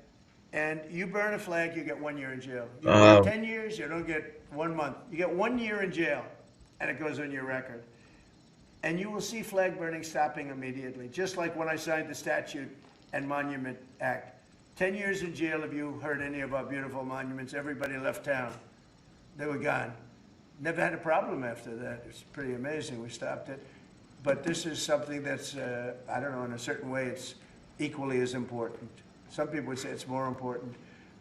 Because the people in this country don't want to see our American flag burned and spit on. And by people that are, in many cases, paid agitators. They're paid by the radical left to do it. You talk to these people, they don't even know, half of them don't even know what they're doing. They say, I don't know. Who's going to enforce this? Who's going to be the first example? I'm pretty sure we can go the whole week somewhere in Los Angeles or Baltimore or Chicago when they're having these protests. Guarantee you're going to see at least one American flag get burned and nothing's going to happen. It's going to be hard. They gave me money to do this. I see the same things that you do. They're bad people. They're trying to destroy our nation. That's not working because I think our nation now is the most respected nation anywhere in the world by far. You saw that with the European leaders on Friday. You saw that with NATO where they agreed to go from 2% no pay to 5% fully paid up, trillions of dollars paid, where they respect your president to a level that they jokingly call me the president of Europe. They call me the president of Europe, which is an honor. I like I've Europe. never heard I like that. those people. They're good people. They're great leaders. And we've never had a case where 7 plus really 28, essentially 38 countries were represented here the other day. 38 European countries were represented. European and other countries were represented, and it was a great meeting. But your country is respected again. I say it all the time. 1 year ago, our country was dead. Everybody said it. We had a dead country. We were not going to survive. Now we have the hottest country anywhere in the world. So it's an honor to be involved. And this group has a lot to do with it, right behind me.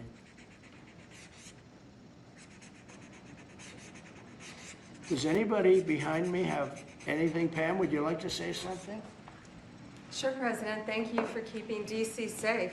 You know, just a couple examples of a mother, a single mom, whose house was burglarized, and the defendant got out on cashless bail, went back the next night and burglarized her house again. That's why this is so important. A man got in a fight with another guy. He had a gun. He was let out. Next night, he got out, went back and killed him. So that's why it's so important, President, what you're doing. And thank you for protecting the American flag. And we'll do that without running afoul of the First Amendment as well. And President, I think I think Gaddy Serralta had something he wanted to give you on behalf of all the law enforcement who are out there every Mr. single President, night. yes. Thank you for putting me in charge of this surge as the Director of the United States Marshal Service. It's the oldest law enforcement agency. It was created in 1789.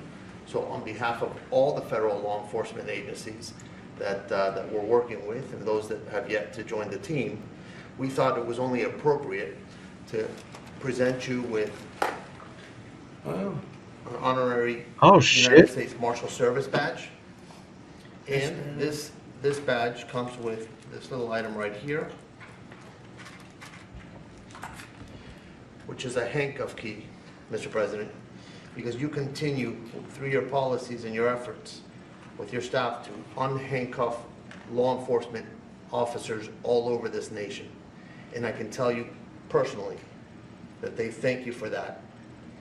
Thank you.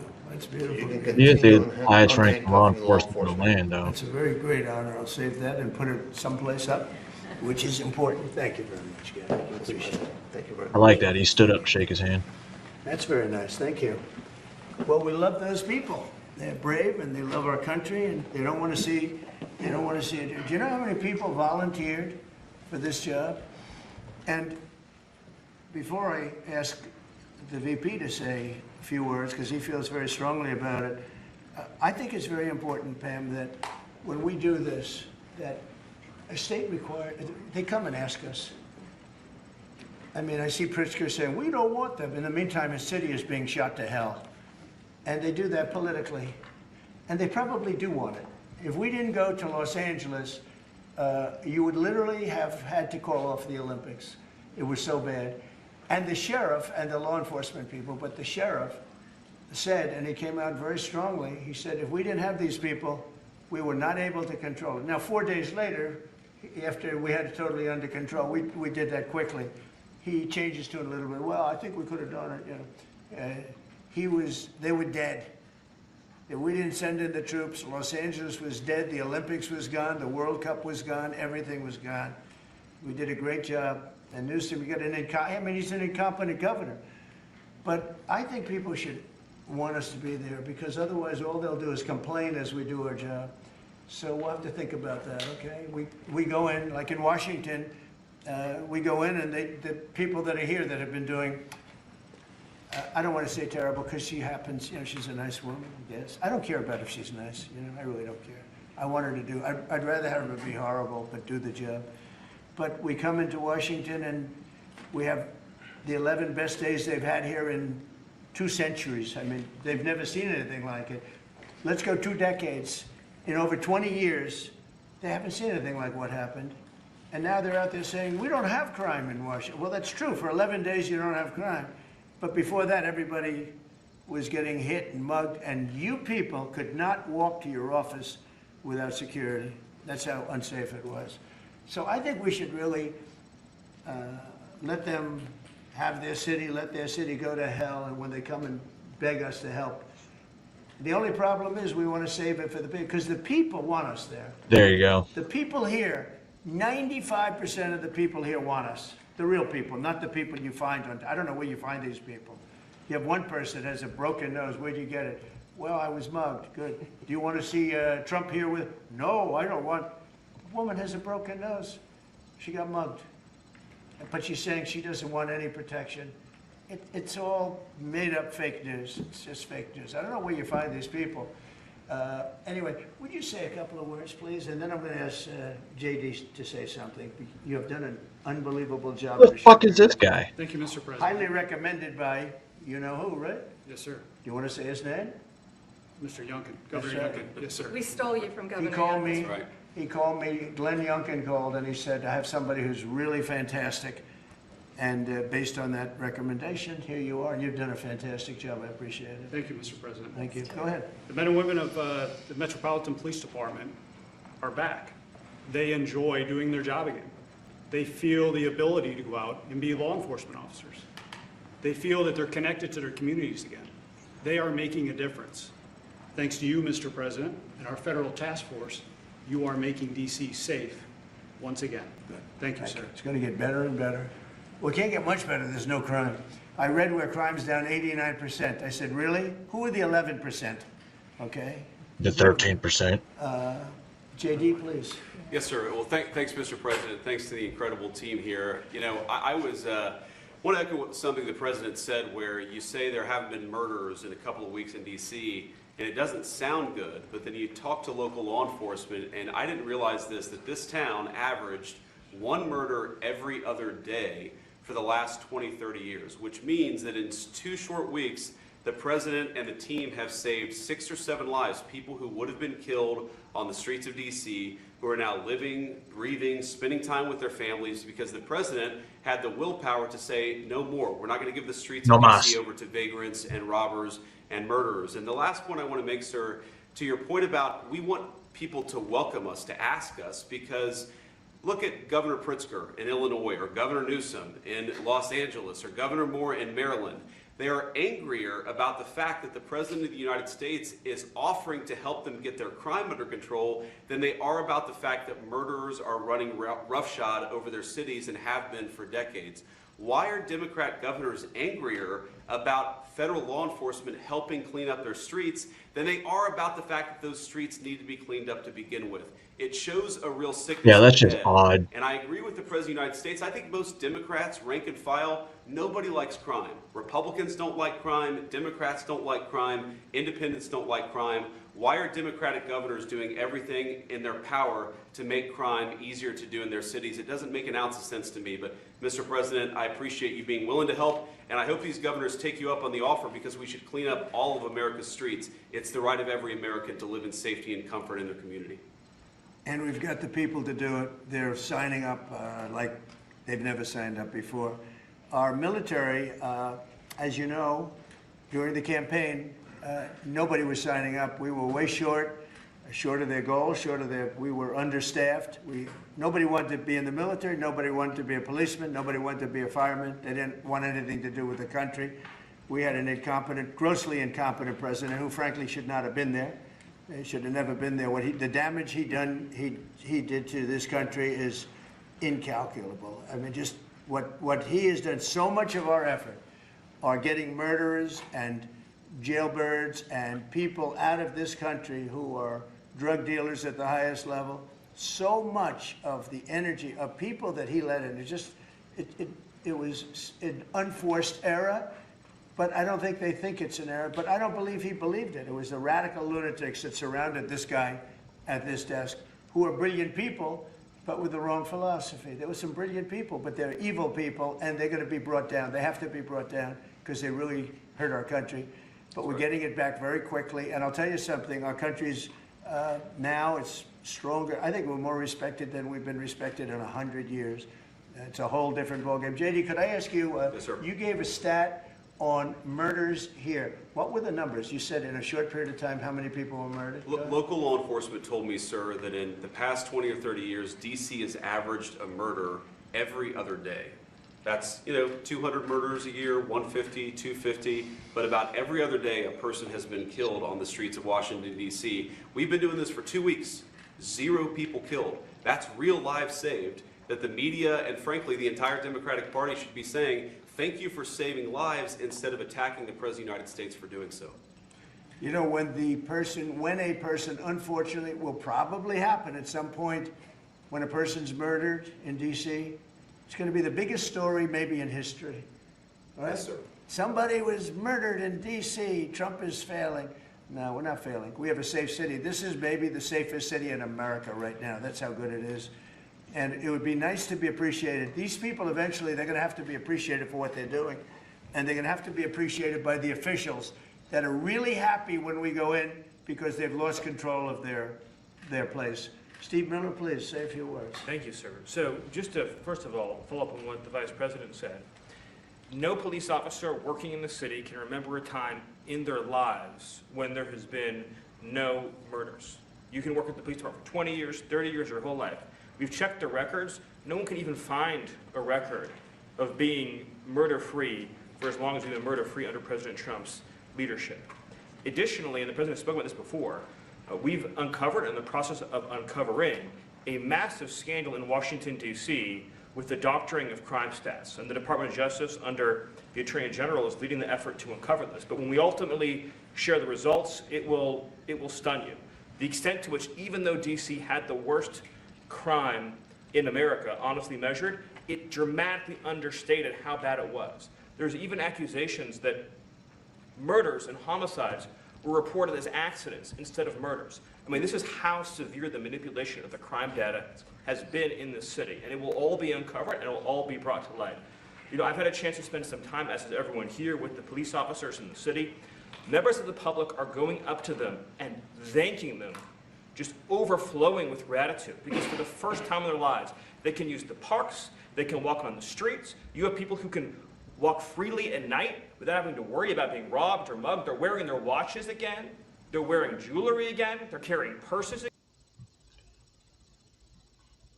A bale of hay? The square box?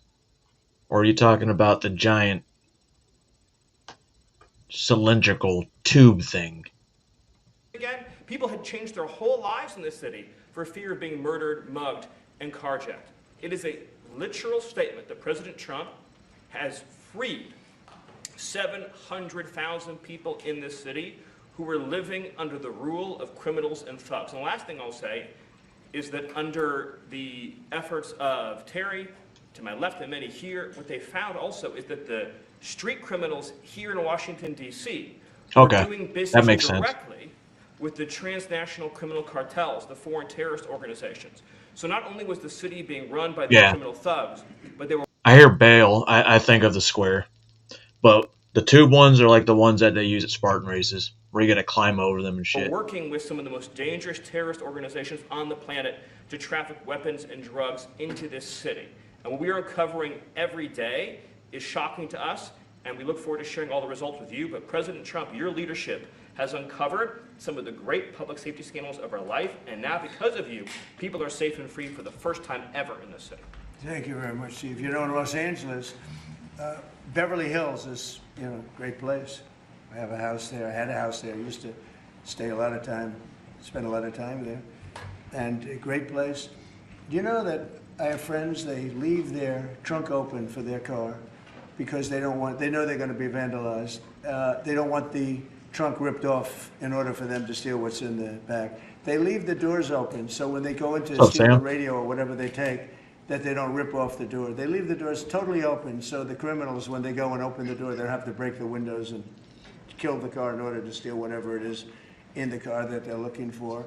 And that's at a level that nobody's ever seen before. Nobody lives like that. I have another friend, he has a garage, and in order to save his garage door, he leaves it open so that people can just walk into his garage, take whatever they want, and leave. But all the cars are, so many cars, I've been told this by many people, stars, big people, they leave their doors open so the doors aren't destroyed by these criminals. All over Los Angeles this is taking place. And you know that. I mean, you've heard that. Christy, could you say a few words? Sure. Well, Mr. President, I think one of the most impactful statistics that you used today was of the 1,000 arrests that have happened already so far, 439 of them were illegal criminals, which means they never should have been in this country to begin with. That they were in this country, invaded over our southern border or our northern border or maritime seas, and then they committed crimes against the American people. So by getting those individuals incarcerated, we've stopped those violent crimes from happening here in the city. And sir, they do. Exactly like Stephen was talking, they have ties to cartels. They have networks across this country and other cities. So by what you're doing here is gonna have a ripple effect in Miami, in Chicago, in other cities, because you're grabbing those networks and giving us information and targeting information to go and get more. So what you're saying is, with them targeting these big cities, the illegals are going to start moving outwards from the big cities? Well, I don't recommend that. Criminals across this country. So thank you for the work that you're doing. We have ICE and CBP, Federal Protective Services, Secret Service, HSI, all of our officers are working with all the other agencies every day here in DC, and they're so proud to have this kind of partnership. So they're so glad that you're letting them do their jobs again. And I don't know if you've heard, sir, but the recruitment campaign for ICE, when we were going to hire 10,000 new officers, we've got over 130,000 people that have applied and raised their hands and said they want to work with ICE. So You can thank Superman for that. Superman now works for Border Patrol. no matter what the fake news says or what the media says about ICE not having support, they've got incredible support from the American people. People want to join them and help them do what they're doing to make America safe again. So thank you for that. I was going to say that our recruitment drive, so it was dead. During the campaign, they couldn't get, every story was the Army can't fill up, the Marines, none of them could fill up. They were way behind. We couldn't get anybody to go into the military, couldn't get any police.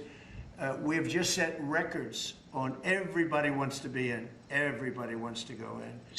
And we're taking incredible people. I mean, the level of, because of the Supreme Court, it's based on merit.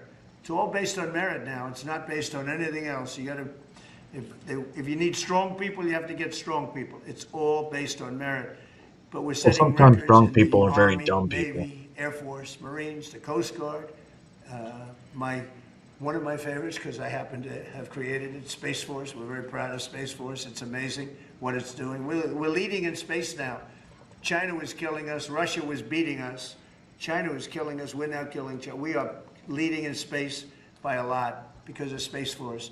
So we're very proud. But everybody wants to go in. We went from not, and you know how bad that is for the spirit when every story that you were writing a year ago was that nobody wants to go into the military anymore. And if you're in the military, you know how deflating that is? You go home to your family. Nobody wants a job that you have. Well, now it's the opposite.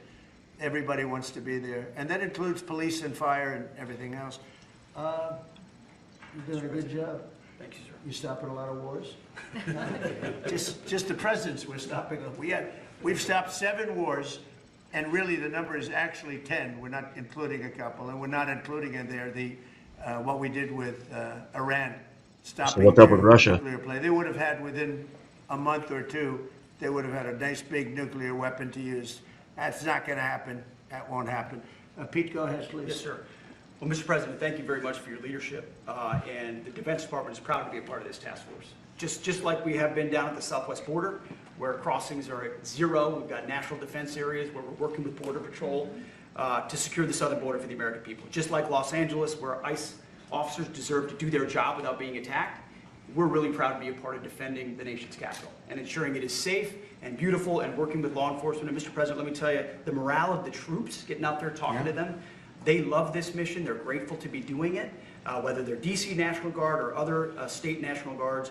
And at your direction as well, sir, it's just common sense to make sure they're armed as well. And so we're rolling out ensuring they're armed, capable of defending themselves and others if need be, supporting law enforcement, and we're proud to be there, sir.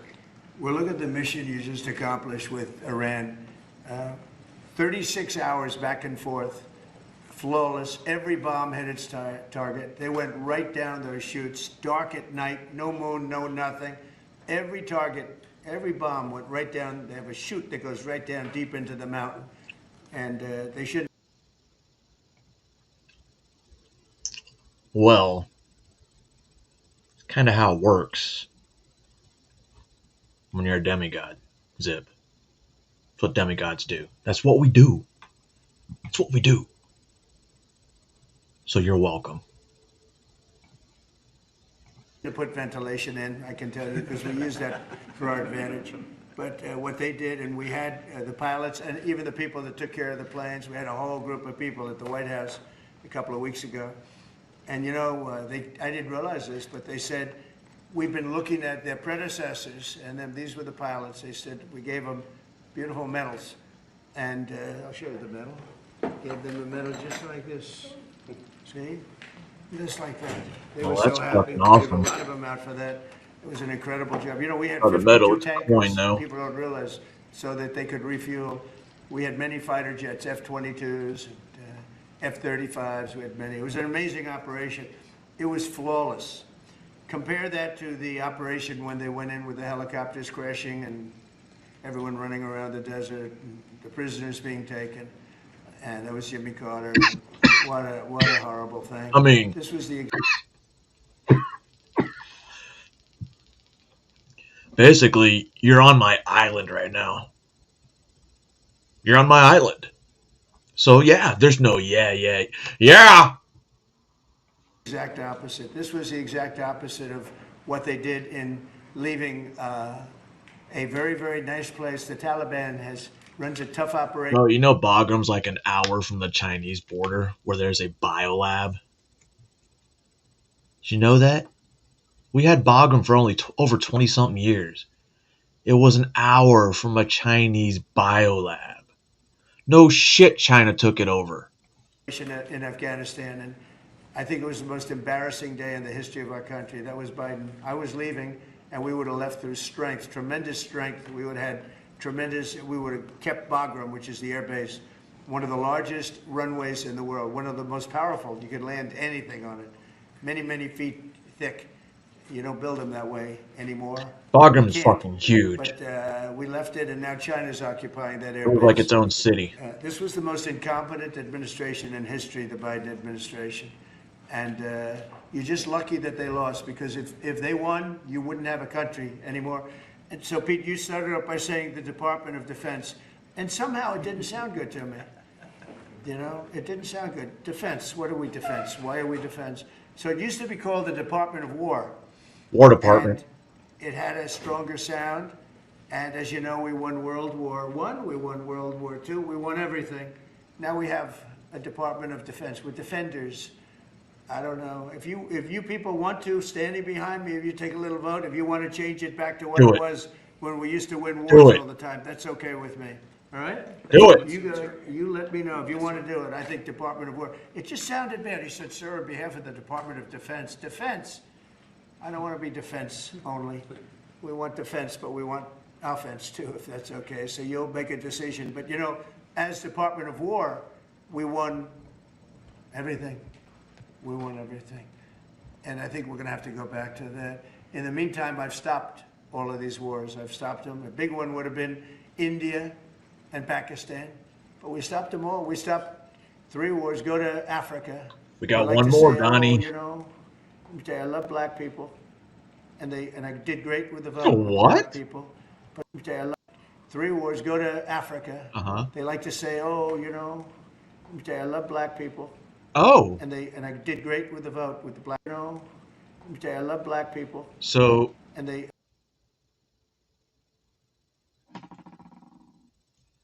He was talking about ending wars in Africa because he loves the black people. This is one of the other things I was like, oh, I can't wait to bring this one up. It's great, isn't it? He loves the blacks. And I did great with the vote with the black people. But they say he's a racist, he's a racist. I said, really? For 35 years, a war raged between Rwanda and the Republic of the Congo. And it was a vicious war. 9 million people were killed with machetes, largely. Hatchets, machetes. That went on for more than 30 years, but 34, 35 Somebody years. say hatchet? And I stopped it. In fact, the presidents are coming in a week or two to sign we have the foreign ministers, it's all signed, the war stopped.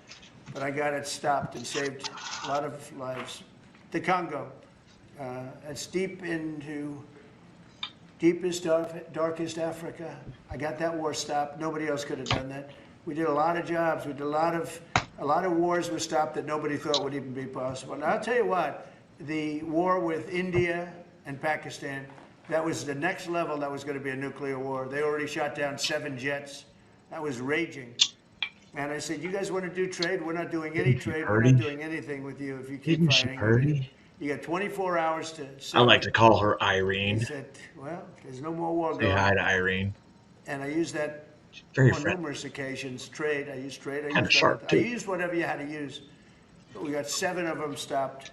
And the one I thought would be easiest, frankly, was going to be Russia and Ukraine. But that turns out to be some big personality conflicts. It's one No of those shit. things. But we're going to get that stopped eventually. We're going to get that stopped too. 7,000 soldiers died last week. Think of that. 7,000. I usually say 5,000, but 7,221 soldiers died last week in the fight between Ukraine and Russia. And they're not our soldiers, but they're souls. They're living souls, and they leave their homes and they wave to their parents, and their parents are so proud as they leave in a beautiful uniform, and a week later they get their head blown off by a drone. New form of military. It's a whole new form of fighting. So I would just like to thank the people that are. I have to say it. I have to. Motherfucking Irene. All right, my bad. Behind me. Thank you very much. You've done a fantastic job. I appreciate it very much. We're doing a real job, and I'm so proud of DC. I passed it 2 days ago, and all the garbage is off the streets. It's terrible. I came in a month and a half ago. I'm driving down, and I see garbage all over the place. The streets were a pigsty, like I won't use the city's names, but you know what I'm talking about. There are plenty of them outside of this country and inside of this country. Baltimore is a horrible, horrible. This should be the penalty for pedophilia. I will do it for free. 100% free. I will do it for free. Deathbed. It's a deathbed. I know Governor Moore said, oh, he wants to take a walk with me. He meant it in a derogatory tone. I said, no, I'm the president of the United States. Clean up your crime and I'll walk with you. But it's tremendous crime. Oh. But he was trying to be derogatory. He doesn't have what it takes. But he's trying to be derogatory. And I met him at the Army-Navy game. They said, oh, there's Governor Moore. He'd love to see you.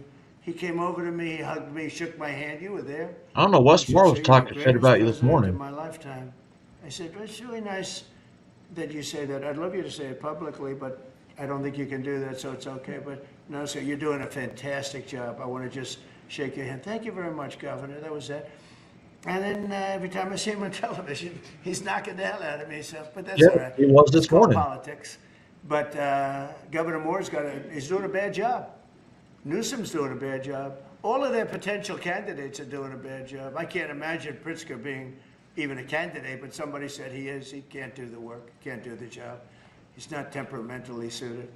So I just want to thank you all for being here. Do you have some questions? Mr. President, the Pentagon and maybe the Secretary of Defense can weigh into, is the Pentagon preparing for military deployment to Chicago? And with what you said there, are you waiting for the governor? We're ready to go anywhere. We have a full complement of great human beings.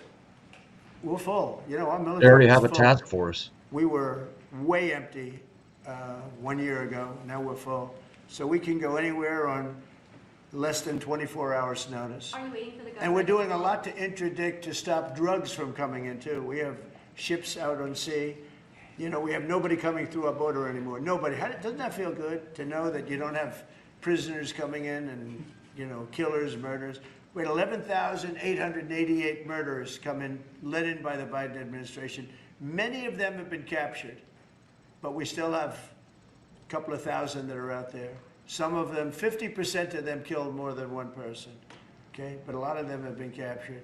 What they've done to our country, these people that circle this moron that we had behind this desk, what they've done to our country is unthinkable. It's unthinkable. I mean, if you think, so much of our time is devoted to correcting a problem that all they had to do is say, close the borders. Remember when he said, well, I have no power to close the border. I have to go back and get an act from Congress. I didn't get an act from Congress. I came in, I said, close the borders. And Tom Homan, who's not here, has been fantastic, Christy, right? Yes. Tom Homan is great.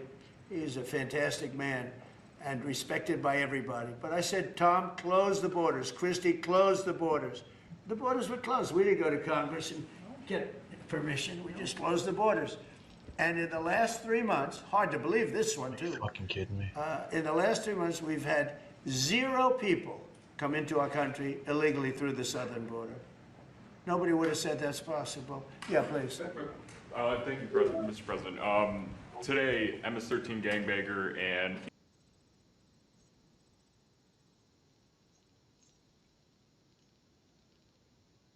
I mean, I was just walking to the right of the Mullins Library, and I'm just listening to my music, I guess, and I just see people start running out of the library.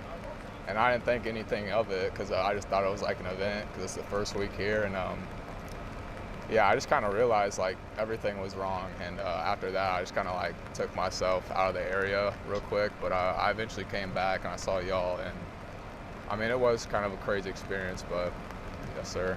Yeah, a little bit about what you did. When did you get a text on your phone? Did you see the text at all, or did you kind of just once you saw everybody move, you moved too? Well, actually, my dad called me first, and he was asking about it, and then that's when I checked my phone and saw the text. So, yeah, he got called about, like, his friend had called him about it. So it was. This is University of Arkansas. It was kind of a shocking experience to hear it from my dad first, but yeah, that's pretty much it. Anything else about? Was there? You know, we've been asking people this entire time. Was there something you heard? Was there something? Any noise, any screams? Was it just people running? Were people ducking? Screams for sure. I mean, everybody was just in a panic mode for sure. I didn't hear any shots myself. I mean, I've been in group chats all day, seeing people saying there were shots, people shot at, but hopefully that's not true. I mean, I saw what I saw. People were just running out of the library, and it was. I guess it was pretty shocking. So how close was your class to the library that you said you had just left? So it's the plant science building, just like maybe like 0.2 miles away, and I had just gotten out of class, like kind of middle of it, and I mean I'm kind of seeing everything happen like right when it started. I guess I was kind of just putting it in perspective, yeah. But. And again, if you don't mind, let's take a couple steps off camera. Yeah, sure.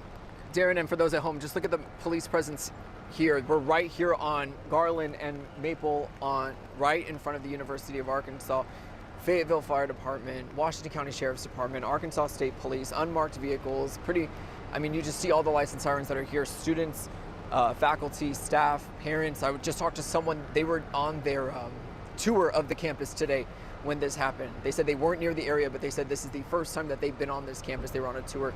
So a very kind of active situation right here. And again, working to confirm any information that we get from law enforcement here. All right, thank you for that, Jacob. Definitely a law enforcement presence that has grown and grown since he's been on scene there.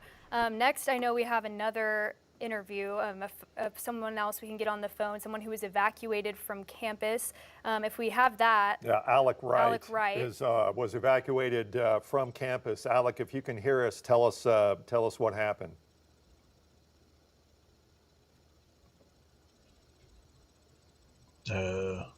All right, so we must have lost Alec. We're also trying to get Robin Hearn, who was at the Razorback camp, Razorback Stadium, that is, and was told to lock down, but she has been allowed to move off. Of course, it's the library out of again. the stadium and into her car, and that was the last that we had heard contact from her. Laura Castleman is still under lockdown, so to speak. Bro, it's a inside the fucking student library union, again. along with several other students as well who were told to go there. All right, let's try Alec again. Alec, if you can hear us, tell us what you heard and what you saw. It's gonna happen. Yes, sir. I don't want to say it, but I think it's another fucking I was hoax. in class, and I walked into the library about 2 minutes before that text message went out. I walked in, I saw a friend there. I'm like, "What's going on?" And he's like, "Did you hear all those people yelling?" And I'm, "No, I just got here. I haven't seen anyone yelling." And maybe 5 seconds later, 4 policemen came like barreling down the hallway. They held an angle maybe 30 feet down the hallway from me. It was kind of a central library, first floor.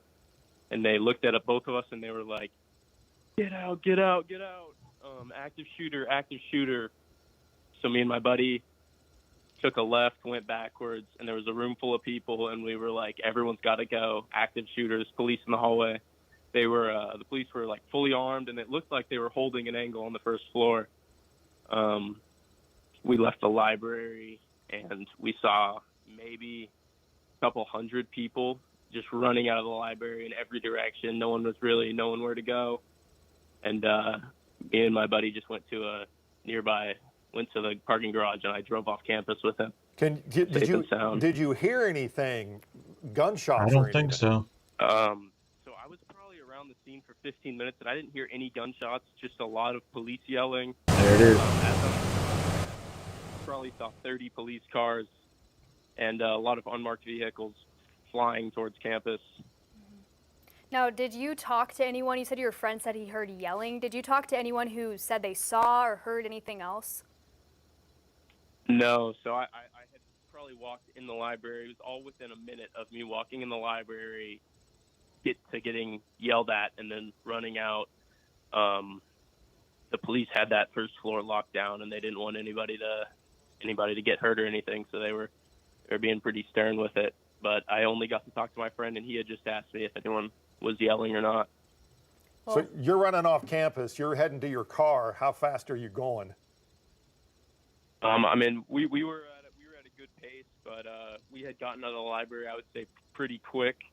The message that went out, I think we might have been out of the library before I got the text message, and we were out we got to the Union probably 6 minutes, jogging over there, and then just got off campus as fast as I could, safe and sound now.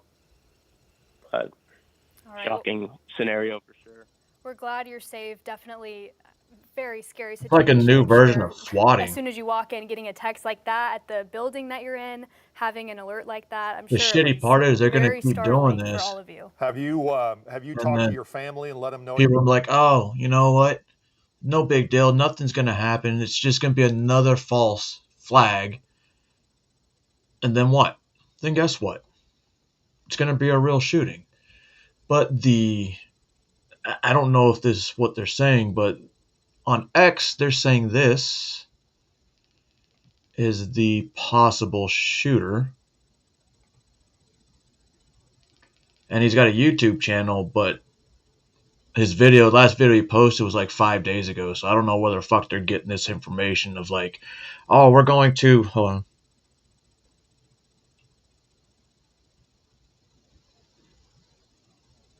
Zippity, you're a little bit late. That was one of the first things I talked about, but it's okay. You are forgiven. Pull it. There we go. This guy. This is the possible alleged shooter for the Arkansas. Not really verified, but, whatever. They'll think it's a hoax, considering that no shots were heard. No shots. Why am I still on that screen? Why am I looking at myself?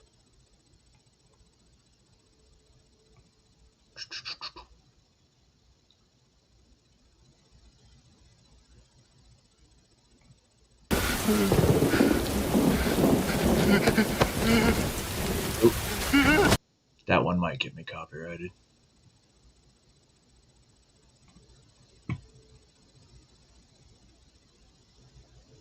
Ooh, if I do it this way, it probably won't. It's an animation. Try Yeah. and put yourself in this position for a moment. You're a king in 9th century medieval England, and you've been attacked and overrun by rather fearsome Viking hordes who've made the trip to kill and pillage in that order. You've been told you're going to be executed, and so you wait in some kind of tent wondering how that's going to play out. What usually happens on your home turf is offenders go to the chopping block. You think, okay, it'll be quick and painless. I'll say my prayers and that'll be that. I'm a martyr, heaven will be good to me. But you underestimate the brutal creativity of your foes. You soon find out you're going to have your ribs and lungs pulled through your back to be turned into a kind of winged creature. Damn, that's gonna be rough, you think. And that's the Blood Eagle in short. But we'll add a bit more to the description of this nasty Viking execution procedure. First, the person is laid on their chest with their back facing the air. Perhaps if the victim hadn't been told what was going to happen, they might have thought they were going to lose their head, as was the custom in Anglo-Saxon England. We can't be sure if they were told or not, because there's nothing in Viking literature that tells us so. We also presume they were held down by a few people, or tied down. These bits are missing in the old texts, so the person is lying on their front, waiting. This form of execution was a kind of ritual, so no doubt it would have happened in a special place and would have been observed by a lot of Viking men. The naked victim is then approached by an executioner with a very sharp knife, or something bigger, like an axe. In some cases, he might have an eagle carved into his skin. This was merely an aperitif. With that knife, he then tears through the flesh in the man's back, with so much power that he actually severs the ribs. Those ribs. Bro. Did you say eagle tattoo?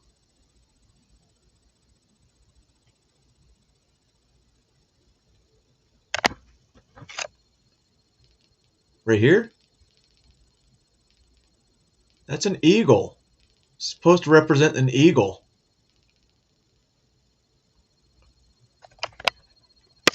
What? My two cultures clash yet again. Ribs are pulled and stretched outward like wings. That's insane. The pièce de résistance is when the man's lungs are pulled through his back and wrapped over the rib wings. This procedure was supposed to give more of an impression outward like power that he actually. That knife he then tears through the flesh in the man's back with so much power that he actually severs the ribs. Those ribs are pulled and stretched outward like wings. The pièce de résistance is when the man's lungs are pulled through his back and wrapped over the rib wings. This procedure was supposed to give more of an impression of bird's wings, hence the blood eagle. It sounds too bad to be true, so how Who you telling to fuck off, Zippity? Huh? How do we know this actually happened? Well, during the Viking Age, they had poets, as many old cultures did back then. This was called skaldic poetry. These poems would become parts of sagas, stories which detailed things such as Viking invasions, the legends of great kings, bloody battles, etc. Some of these stories have survived and they've been translated. There's a story called the Orkneyinga Saga, and this details the exploits of a guy named Harald I Fairhair, which is said to have been the first king of Norway. He is credited with being the ruler when the Vikings took over the northern isles of Orkney and Shetland. If you don't know where they are, and we don't expect most of you will, they're north of Scotland, but sets of islands not on the mainland. If you didn't know, a group of islands is called an archipelago. See, we're not just about describing blood and gore. The saga details life on these islands. Some scholars might question if what's written actually went down, because the saga was written many years after King Harald was around. It was written in the 13th century, but the Vikings were there since the 9th century. Word of mouth might have passed down the details. Anyway, to cut a short story even shorter, one of Harald's warrior sons named Halfdan Longleg was executed because he'd been involved in power struggles that had killed a member of Viking nobility and another 60 men. He'd done this with his brother. That brother was banished from Orkney, but the mastermind of the operation didn't get so lucky. The son of the slain nobleman got his revenge and demanded the blood eagle be performed on Halfdan Longleg as a sacrifice to the god Odin. This is how it's been translated. Earl Einar went up to Halfdan and cut the blood eagle on his back, in the fashion that he thrust his sword into his chest by the backbone and severed all the ribs down to the loins, and then pulled out the lungs, and that was Halfdan's death. That's case 1. Case 2 involves a formidable Viking warrior named Ivar the Boneless, who's said to have been the son of the Norse hero Ragnar Lothbrok. Why boneless, you might ask? And historians have wondered the same thing. Some think he wasn't actually boneless, but that his manhood didn't work very well. What he lacked physically, he made up for in brains, because it said he was an outstanding tactician in battle. This was a time when the Vikings were taking over large parts of Anglo-Saxon England, and it's detailed in the saga called The Tale of Ragnar's Sons. It depicts what went down with the 9th century King Aelle of Northumbria, that's northern England. King Aelle learns about an upcoming invasion by the great Ragnar Lothbrok. There are different accounts of what he got up to and how he died, but one such account, spoiler alert, if you... I know some of you guys are friends with this guy, but when I see this little photo, the guy in the middle, I look at him and I think of another quote unquote Viking that, okay, with his hair like that, I know you guys are friends with him. I'm not, but Treach. Huh? Remember when he used to do his hair like that? Huh? Yeah, Zippity. Fuck, are you behind? who haven't finished watching the show Vikings, plug your ears now. He's captured by King Aella and thrown into a snake pit. There he perishes. Ivar the Boneless is too clever to invade northern England when the army there is so strong. He bides his time. In fact, he stays in England but asks King Aella for something called a wargild, which is a kind of compensation for a man's life, in this case his father's. He tells Aella that all he wants is an ox's hide, and he'll only take the land that he can stretch the hide around. In modern parlance, Aella might have thought, what an idiot, but smart Ivar cut the hide in a very thin string and stretched that around a large area. He said this will be a new city, and that city is supposed to be York in northern England. Ivar proceeds to get all the chieftains in that region on his side. He now has a powerful army, and so decides it's time to attack the rest of England and get revenge on Aella. Many of the northern English pledge allegiance to Ivar because they respect him, which sounds a bit like Norse propaganda. This all ended with Aella being captured and Ivar becoming the king of northeastern England. His brothers basically go on a pilgrimage rampaging in England and all over Europe. Aella, meanwhile, is about to get the dreaded Blood Eagle treatment, and in an 11th century poem, this is how it went down in translation. And Ivar, the one who dwelt at York, has Aella's back cut with an eagle. That's a rather family-friendly description of events, because we have another description too if your bloodlust wasn't satiated. It went like this. They caused the bloody eagle to be carved on the back of Aella, and they cut away all of the ribs from the spine, and then they ripped out his lungs. Okay, so did all this actually happen? Well, yes. Who knows? Because any historian that tells you that it's the truth or not the truth can't really be sure either. They weren't there. Some scholars say that Norse poets, like modern poets, were cryptic, used symbolism, and so weren't always literal, saying that in the 12th century a Danish poet named Saxo Grammaticus also wrote about the people being cut apart and turned into an eagle, so there definitely seems to be a theme shared in those dark days. In that account, the Vikings took the ritual a step further and poured salt into the open body. Some say it might have happened, and others seem to think that a lot has been lost in the translation over the years. You see, the writers of sagas wrote that stuff hundreds of years after the fact. As you know yourself, things tend to get exaggerated over the passage of time. What starts as some guy pushing another in a train station can, by the end of the week, be a bloody brawl where someone lost teeth and an eye. A hero might also emerge from the mayhem. Did those stories of Viking violence get embellished since people admired them and so stretched the ferocity of the Vikings? Or were they accurate? We just don't know, but it's a fact that the Blood Eagle was talked about a bit. Scholars are still in disagreement today, but in the interests of this show, we won't ask you to let the facts get in the way of a good tale. To keep your watch party going, click on this amazing... You know the best way to make somebody bring out that fear, aside from taking pedophiles and giant stakes up their ass and hanging them in stakes in front of the lawns of other pedophiles? In Minecraft or in Vikings, the whatever they were just talking about. Do a Blood Eagle. If it didn't exist, let somebody prove it wrong. We have people on death row. We have pedophiles. Why do they have to die in a humane way? It's a death penalty. You die.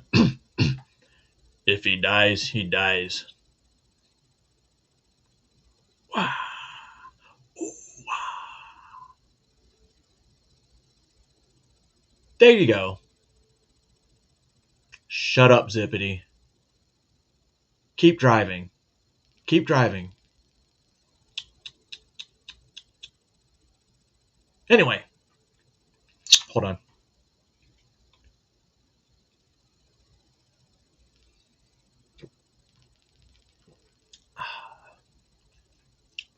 Anyway, ladies and gentlemen, boys and girls, hope you enjoyed some news, some updates. I don't know why I just put 3 up. And then a little bit of history. History's always fun, especially when it's a refresher, right, Zip? Yep. It's going to leave me hanging like that? Okay. It's okay. It's okay. I'll remember that. I will remember that. But anyway, I think that's all I got for today. Because, Yeah, that's just all I have for today.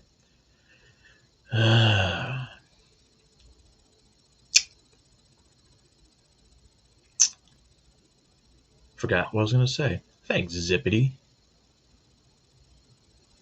I forgot why I wanted cut out early.